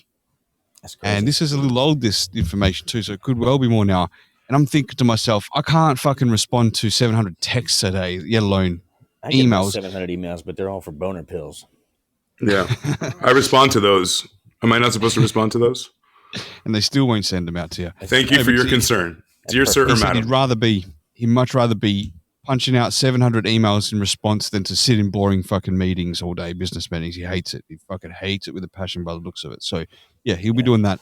After he's back playing pickup girls from the gym, he goes home and does more emails, tries to read 30 to 45 minutes. And then he's mostly on his phone for the day, but doesn't have one phone on him. He's got 3 phones. He's constantly got 3 different types of phones, one to check apps, one for emails, one for this and that. So he's got these phones he's constantly playing around with here. Then 700 emails, yes. So if it's a day that the Mavs game's playing, around 3:30, he'll go to the arena and he'll start to shoot hoops as one of the deals that he got with taking the team. It's his best way to unwind. It's his best way to get involved in draining away his day or any stress by shooting some hoops with the Mavs, right? So he'll do that. If it's a game day and it's not a school night, the whole family will tend to go down there and get involved. Nice. But if it's not a game day, he'll try and get home for dinner. But he said it's not your typical like, honey, I'm home for dinner. It's not like that. It's just kind of crazy there as well. Like his girls play basketball and everything. They've got things going on, so it's like probably sounds like my household. It's just chaotic. You guys have heard the kids in the background. They don't fucking stop, my kids. All right, so he's laughed because you've heard all the fucking messages. Shut the fuck up, audience. I've heard you stop ever. Oh man, I've heard you like actually be Italian with them. It's like you don't stop. You don't stop. You don't stop. Wait, this guy's Australian. Message. I'm trying to leave a voicemail to AC, and they just go on anyway. So when everyone finally goes to bed, he'll end up doing his workout at home. If he didn't do one already through the day, which is about 9:30 at night, he'll work out for about an hour till 10:30, and If there's any games on at night, because he's like a sportaholic, man. He fucking loves his sports like big time. He's into it, like he's all over it. Oh yeah. So does he Oh, live yeah. full time in Dallas, like Texas area?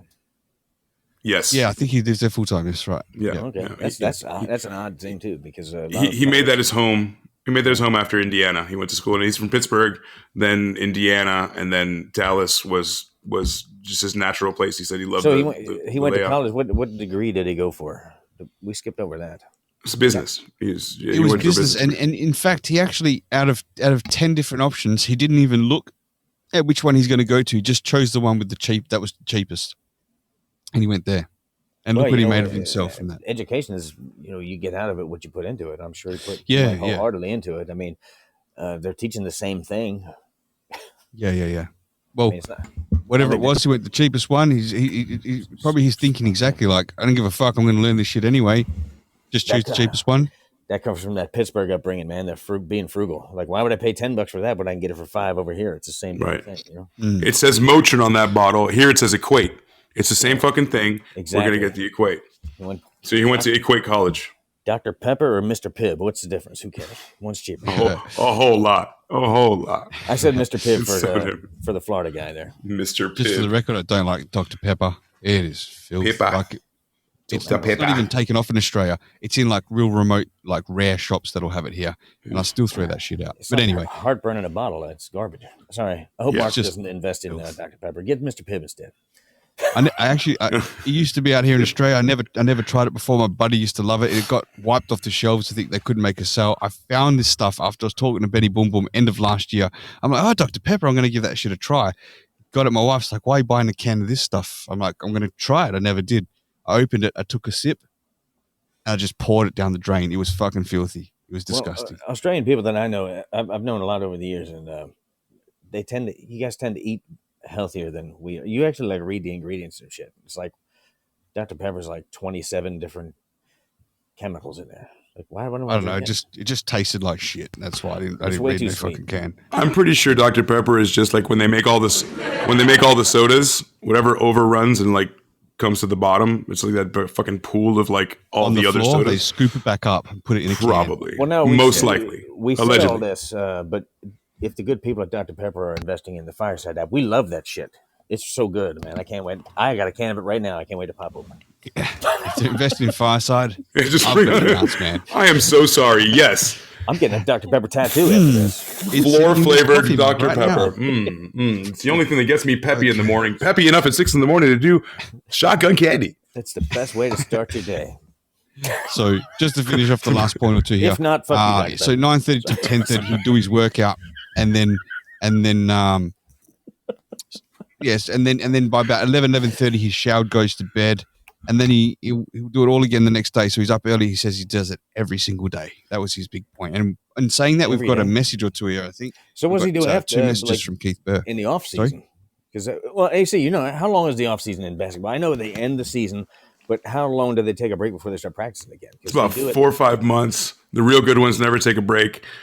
You might go take a 2-week vacation in Greece and then come back, but you still have your personal trainer. You're still eating really well. You're still on a high regimen. Your body's at your temple, all of that shit. And, But I'm assuming like after they do like the draft and they get new guys they have to have a certain date where they get new guys. on the team, right? early October, preseason, then late October, the season starts all the way to June, where the finals So, happen. October. So I'm assuming they probably at the end of summer they kick off. Well, June, July, August, September, October. So they Even only in really the have- off season though, he wouldn't be like sitting around. He'd be just fucking on the hunt. He'd be doing something with them. He Well, that's what I was trying to see. Like, how long is the actual off season? Because the time that they start playing, About they've 4 been months. practicing for months before that. They don't just like show up on the first day of basketball game. Like, I'm ready to play. Let me get my work shoes off, put my sneakers on. Big old bellies. Yeah, Gentlemen, They we don't have do it like two we do. messages here Right from Keith here, Burr. Bring 'em. on the show. I'm gonna hit him. All Here we go. right. Yeah, go What's for up, it. Keith? But who's going to satisfy the horny, lonely singles in your area? I will. I mean, that's the Lord's work. I really do wonder sometimes who the target demographic for those emails is, but is or are target demographic is.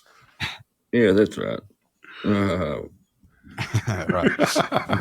We've got one more from Keith. Horny Keith singles Burr. in your area. Hey, I don't think that guy's a doctor. I lost the Dr. context Pepper? there. I'm not sure how old that was now. Which doctor? Witch- Oh, witch- Dr. Pepper. Dr. Pepper. Did you say witch doctor? We're not talking about Santeria. We'll do that next week. Not a witch doctor. Which doctor? And I think it was Dr. Pepper. What's that joke about why you can never starve to death in the sand? I mean, in the Well- damn it, I've ruined the joke already. In the desert, because all the sandwich. Okay, stop right there. Stop right there. I've called the authorities. Sorry. You're getting arrested today. I can't believe you just did that. Just while we So- I just want to shout out some of the new listeners in here. Welcome Keith to the made me show do as it. well. This Please do. Hey, everybody. we do a quick reset here. So we have Shotgun Candy, episode 4 with Mark Cuban. We do this same time every week where we study a subject and we talk about that subject and kind of pull it apart, take the piss, have some fun. And this week is our fireside boss here, Mark Cuban, the partner of Fun right. Academy. That's right. And we have So back this is into it, boys. our 4th episode, which is really hard to fathom that we've been doing this a month. And if I may, you know what? I'll hit it at the end because I have some really good news that I want to share with everybody that may not know. So, yeah, you guys want to talk about Shark Tank a little bit and kind of the Yeah, let's do encounters that. you had I've got some stuff with I've got some sort of we're turning off towards the end of it now anyway, and the timing Yeah, is for probably sure. good too. Yeah. Yep. Yeah, mhm. Is that we've got a heap of TV shows, and then he's got his He's got the book as history well. of So being we talk about that. He's got the history of being like on the outside of the entertainment industry all the time, but then once he gets on TV, he's actually like thrust right in the middle of it. So He's also very good, like on camera. He's a commanding. Every time I see him on Shark Tank, he's a confident demeanor. Like the guy knows numbers. Like when somebody tries to bullshit him on Shark Tank, it's like, yeah, I think I want a $2 million investment. You know, my company's worth $48 million. He's like, fuck, shut up. No, it's not. You know why? Because you started with this. This is how much you have. You sold this much, and this is how much you have in your warehouse, right? And he's like, yeah. So don't fucking bullshit me. I'm out. yeah, He'll Like, even go against people that are trying to con people. He'll say anyone who goes I've seen him call a woman out one time, basically telling the other sharks not to go for that deal. Like there was like a consequence or something like that. Yeah. Because some chick was trying to like hustle people with this skinny mirror that was just fake. Yeah, something like that. Exactly right. Yep. And another one was like these watches. There was this guy came to like these like watches that were supposed to balance you, right? Remember those fucking things you used to wear? And there was like an those oval copper bracelets and all that. It was crap.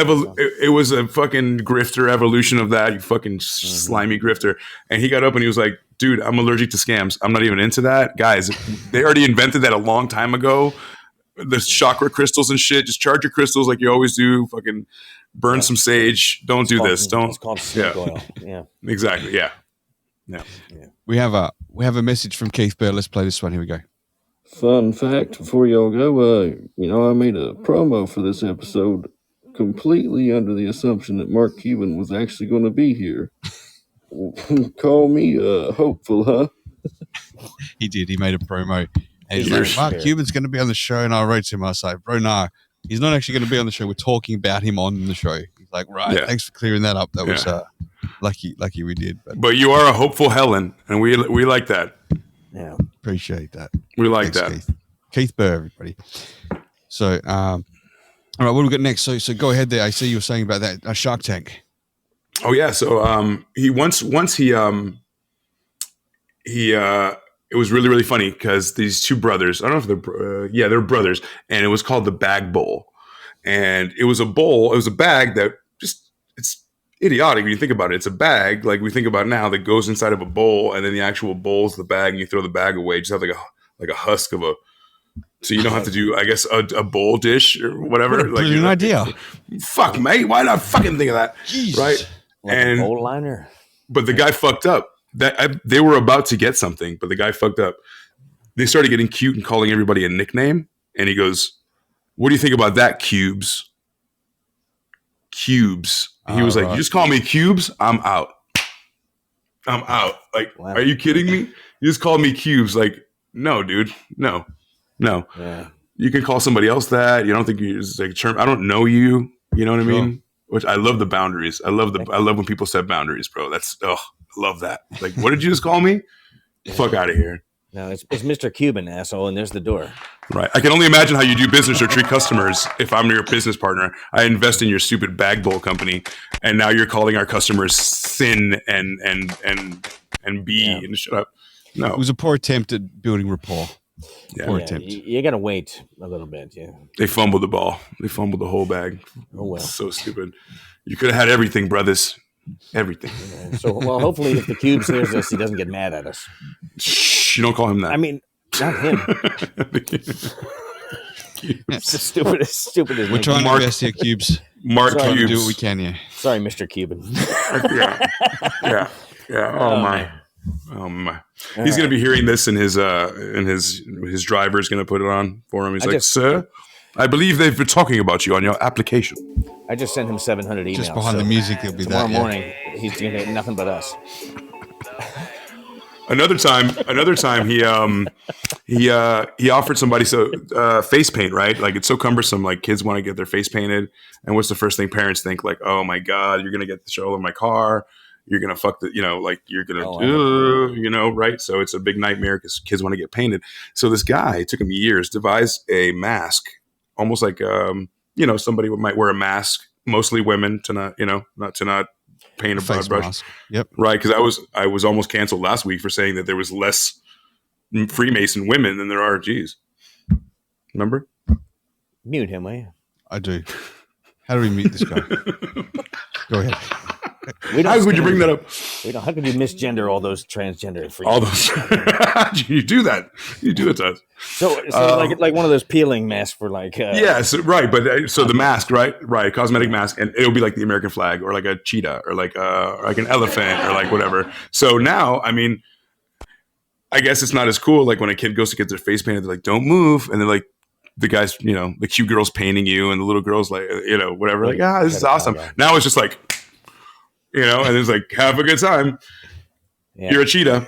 And so he loved that. He wanted to buy it. So he offered the guy $1 million right on the spot. And he was like, boom, did it. I think he owns he was so good. He owes 90% of the company, and the creator only owes 10% of the company. And he's happy, but he's like, I'm just happy to be here and own 10% of my own company. And I do all the work. What a fucking savage, bro. This guy will take your shit, twist it up, and have you thanking him. You thanking me for that. See, I don't think I'd go into business with a guy that would sell out like that. I'd be like, this guy doesn't believe in his product. He just gave me 90% with not even a question. You twisted him. You're Mark Cuban. You got to twist that guy up. He's your pretzel now. Well, you imagine him going in before the deal, and he's like, so what's your game plan? He's going to go $1 million and 10%. Yeah. So he goes in there and he comes out and they go, did you get it? He goes, yes, I'm 10% owner. I got the $1 million and I do all the fucking work. Can you believe Mark Cuban owns 90% of my business? We've got a message here from Paul Vardo. Here we go. Paulie. This is the most butt-kissing, boot-licking interview I've ever heard. He's not even here. What happened? Are there no allegations into Illuminati or sex trafficking rings or anything fun like that? Oh, in case Mark Cuban's listening, this is Queef Latifah from Thailand. Thank you, Paul Vardo, one of the creators here on this app. Thank you, Paul. We do appreciate that. You can find him at paulvardo.com. Here on this app, Mark Cuban, that's right. Oh, sorry, Paul. I meant Queef Latifah. That's Paul Vardo. He's a great ex-creator on here. He used to be on this. Oh my God. He used to be on this app right until just a moment ago. I don't know what happened. This is our last show. This is our last show on Fireside. I hope you guys enjoyed it. It's a funny thing he brings it up. Like, there's not a lot of scandal surrounding this guy in the news. There actually isn't. No. Which means he's really good at hiding it, or it just doesn't exist. Well, these people are fucking busy, man. He has a driver, so he's never going to get a DWI. He goes about not life very smart. Well, you're going to be under the influence. Yeah, you're going to be higher than fucking Princess Di's driver, dude. I'll be in the backseat with him like, what's up, dude? Who's driving the fucking car, Elvis? I don't know, man. I just want to hang out with you, man. Some Cuban. Flash is fucking, you're up in heaven. Man, that was awesome, huh? All right. man. What we got here? So yeah. All right. So that's the Shark Tank stuff. Now he has also written his own book as well. Yeah. Don't call me How to Win at the It's Sport of available on Business, and if I can do it, yeah, this is all the one book, right? So how to win at the sport of business.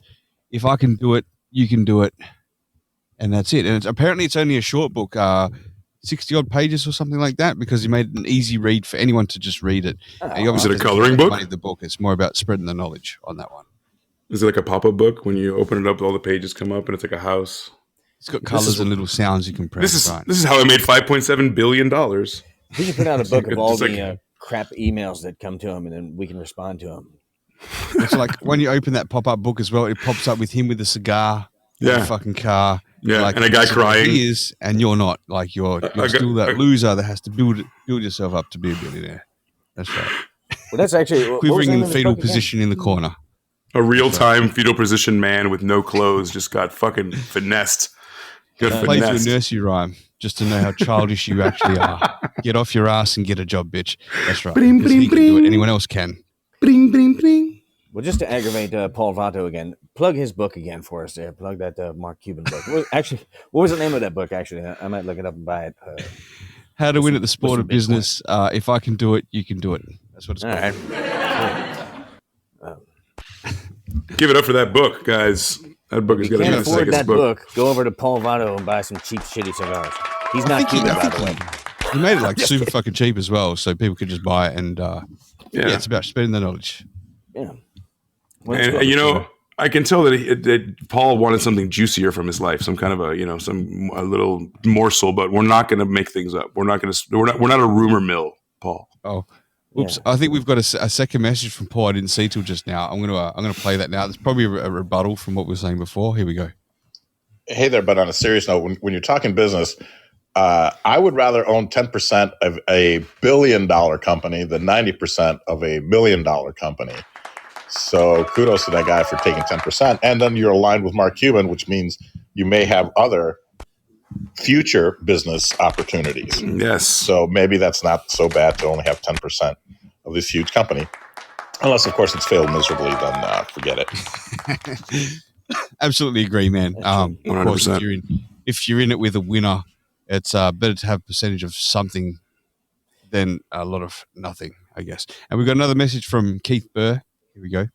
What if, guys, what if he has one of those little things like the girls made in school where you kind of like found out who you're going to end up marrying or loving This shit. or anything or dating? Like they put, it's like a little origami. They fold it and like flip flop it around and it's got little flaps in it. And that's how Mark Cuban has made all of his business decisions over all of these years. And somebody be like, holy shit, this guy's a fucking moron. He's just Forrest Gumped his way all the way to the top. Also a creator on this app, Keith Burr. He was a creator up to just this moment as well. Just this moment. R.I.P. R.I.P. Mr. Burr. What time are services? Because holy shit. So I mean, that's probably how he did it. I would imagine so, right? You put yes, no. Like, should I buy this tech company? Yeah, like a Yes. ball. BLE. Right. BLUE. Yeah, there we go. 5.7 billion. It says here, and you open up the little flap. Yep, it says I'll do it. It says I will do it. So I'm going to do it. Sell. I'm just going to sell for 5.7 bill. Sell No, man, everything. he's made some pretty clever decisions. For Hell yeah, he has, man. Yeah, he's been ahead of the game the whole time. Whenever the wave is up, he goes down, and vice versa. When it deltas, he's going low, and that's the way to do it, man.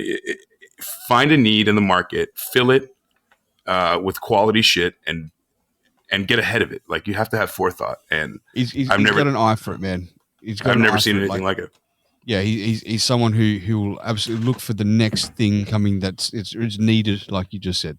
It's something that he can foresee the future of it more than the average person, I think. And for that reason, with the funding behind him, he goes for it and he goes at it 100%. And he puts experts around him, professionals around him, and he guides that way, man. It's as simple as that. As simple as it sounds simple. It's not that simple. Yeah, You know what else he did? all of the things you said, yes. But also, he made a lady cry on Shark Tank because her vegan cookies were trash. They were shitty.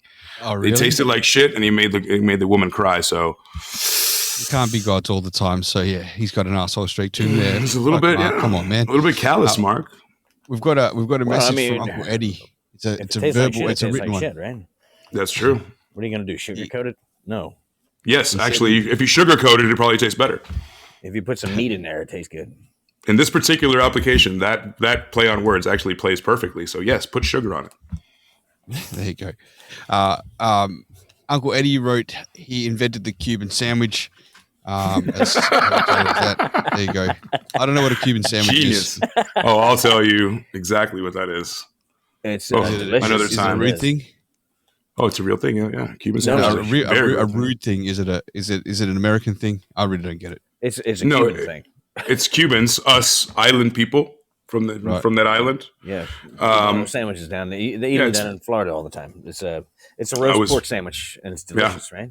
And I was it's, probably conceived in the parking lot of a place that makes them.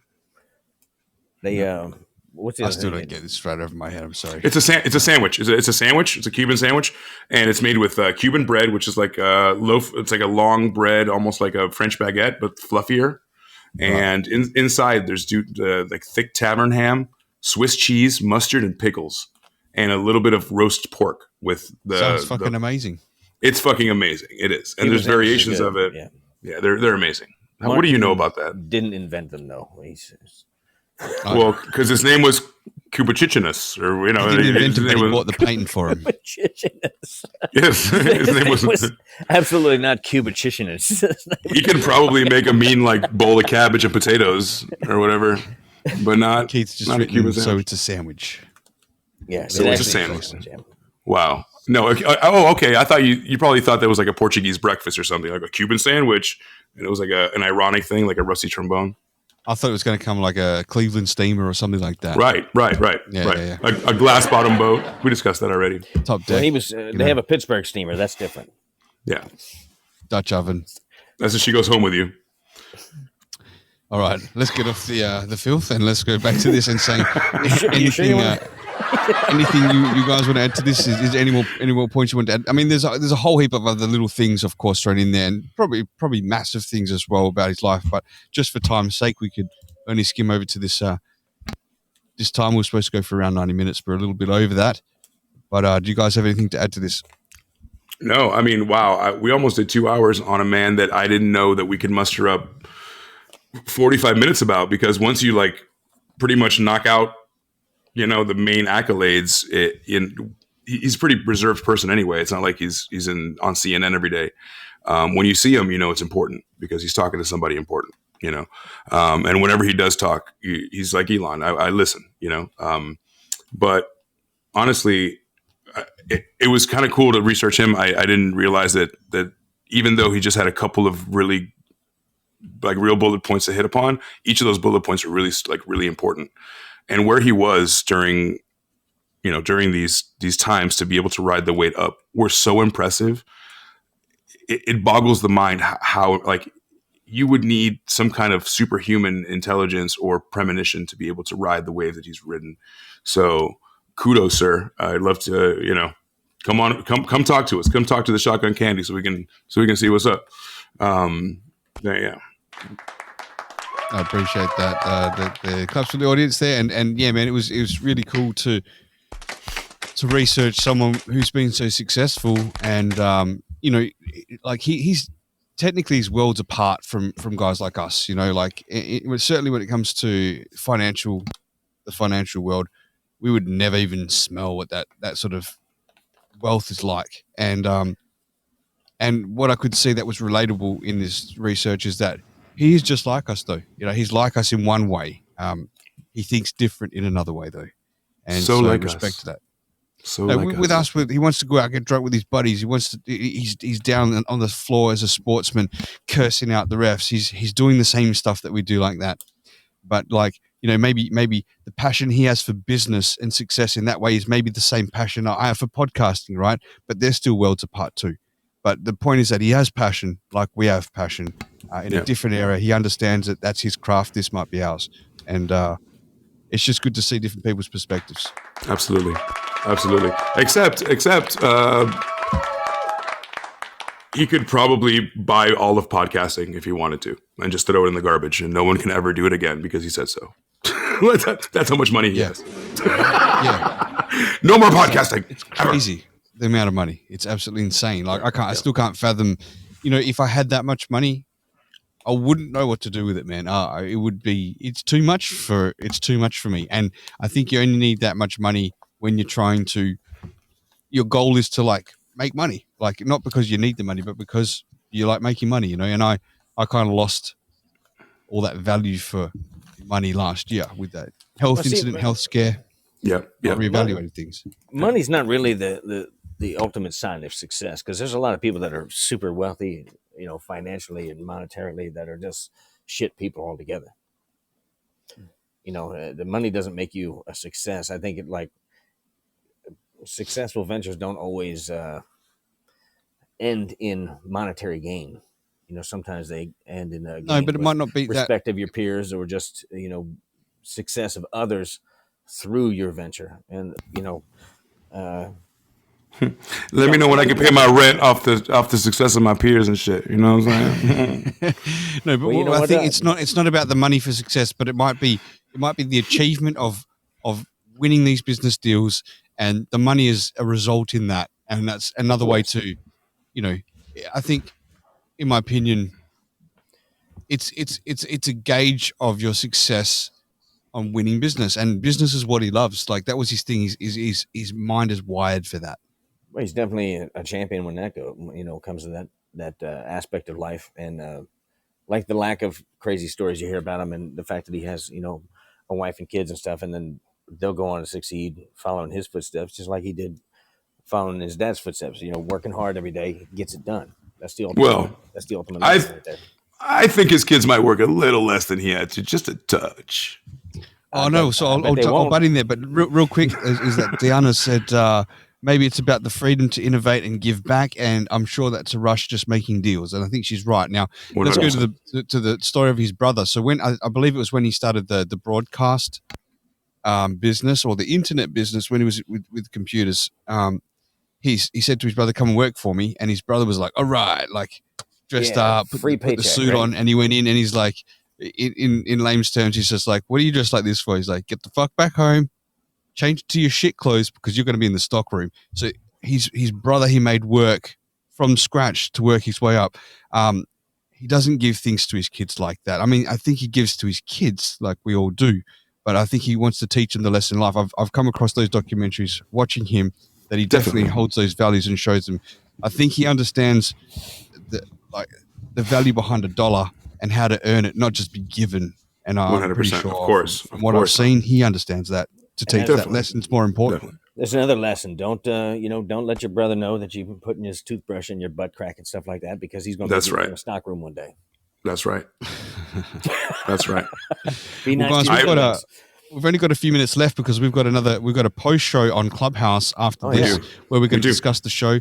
So if anyone wants to join, hit up Paul Vardo or ourselves on the link to that Clubhouse post show. We'll discuss about Mark Cuban. We'll discuss about the show. Get involved with us, what you thought, and how we could add more to it. Paul, I think Paul Vardo shared it on his Twitter. So go to Twitter for Paul Vardo. Is it too late in the show to put it on that fortune cookie stream thing there?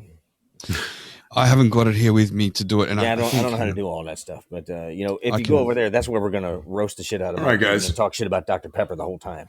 And do Santeria witchcraft. I'm just kidding. We're not going to do any of that. Right before we're going to do a little Santeria. We're definitely going to do a little Santeria. So you fucked up, buddy. You're definitely doing it. Got my glass of water here. Right. Yeah, I sent you your seashells in the mail. So actually, I just... Go ahead. I mean, before you go into the end of the show, I think circling back, I think that's a pretty good, this show is a good way to lead into that witchcraft. I'm up for that for a topic for next week. Clap it up, everybody, if you want to hear us talk about like witchcraft and like the dark arts and things like that, because that goes way back in history. There you go. We got a lot of Cubans in the crowd. A lot of you demonic, Satan worshiping, possessed, non-heaven seeing people we'll be here next week It looks instead like of being at Rocstedi's- church. Rocstedi's frozen, or he put a cardboard cutout. No. I'm trying to get the fortune cookie link here, and I'm Oh, there gonna we go. Okay. I'm gonna put the clubhouse link in there. So all Yeah. those in the listeners, if you want to join us, be part of the show, Yeah. discuss, play around, meet people, that there should be the link there. So click that because we'll be there in the next 4 minutes. So just to wrap it up, guys, let's plug ourselves here. If you could follow on Instagram, shotgun_candy_ shotgun pot. What is it, AC? Gotcha. So I want to thank everyone. I want to thank everyone for being here. Number one, for our 4th show. It means a lot, especially some of the kind of people we have in the audience. So you have no idea Great people. how much we look forward to this, to be able to just entertain you and laugh with each other for a little while. We really do. And not to make it long-winded, thank you. Guess what, guys? We are on Spotify. Okay. All right. All 3 episodes. As soon as this one goes down and we get the link, this one will go up today or maybe tomorrow. We're on Spotify, Apple Podcasts. We're on iHeartRadio, Stitcher Radio, Google Play Store, Player FM, Audible, Amazon Music, Deezer, Podbean, Podcast Addict. You fucking name it. Holy shit. We made it. Yeah, I did all that. But we're not on With Amazon love. or Yahoo Streaming. You, man. Yeah, fuck Yahoo Streaming, bro. we Wow. already got that. Is that a big we got that surprise money. You were talking 2 about minutes, earlier? boys. Holy shit. Yeah. I didn't realize. Yeah. So thank you very much. Shotgun candy _ podcast. Shotgun candy _ podcast. On IG, you can find me at bunch of underscores .ac, bunch of underscores. You can find the King at the King on IG. You can find Rocstedi at Rocstedi with an underscore. Just come and find us on Instagram and Twitter and pretty much everywhere else as the Rocstedi podcast. So you can give us a follow. Give us a follow on YouTube if you can. That matters a heap to me. Twitch, and that's it. So we'll be back next week. It looks like we'll be talking about witchcraft. Is it? Yeah, it's slid in there, baby. We're doing the occult, witches, witchcraft, warlocks, motherfucking. All right. Yeah, blood sacrifices and shit. Again, here we go again. So tune in next Sunday, the Lord's Day, for all this dark shit. Right before church, my lovelies. Get dirty with us. Guys, and then thanks go. again for another one of Shotgun Candy, episode 4 with Mark Cuban. We hope you enjoyed, and we'll see you next week. Thanks a lot, everybody. Thanks, See you on guys. Clubhouse, maybe. We love you. See you on Clubhouse. Give us up a hand. Adios, amigo.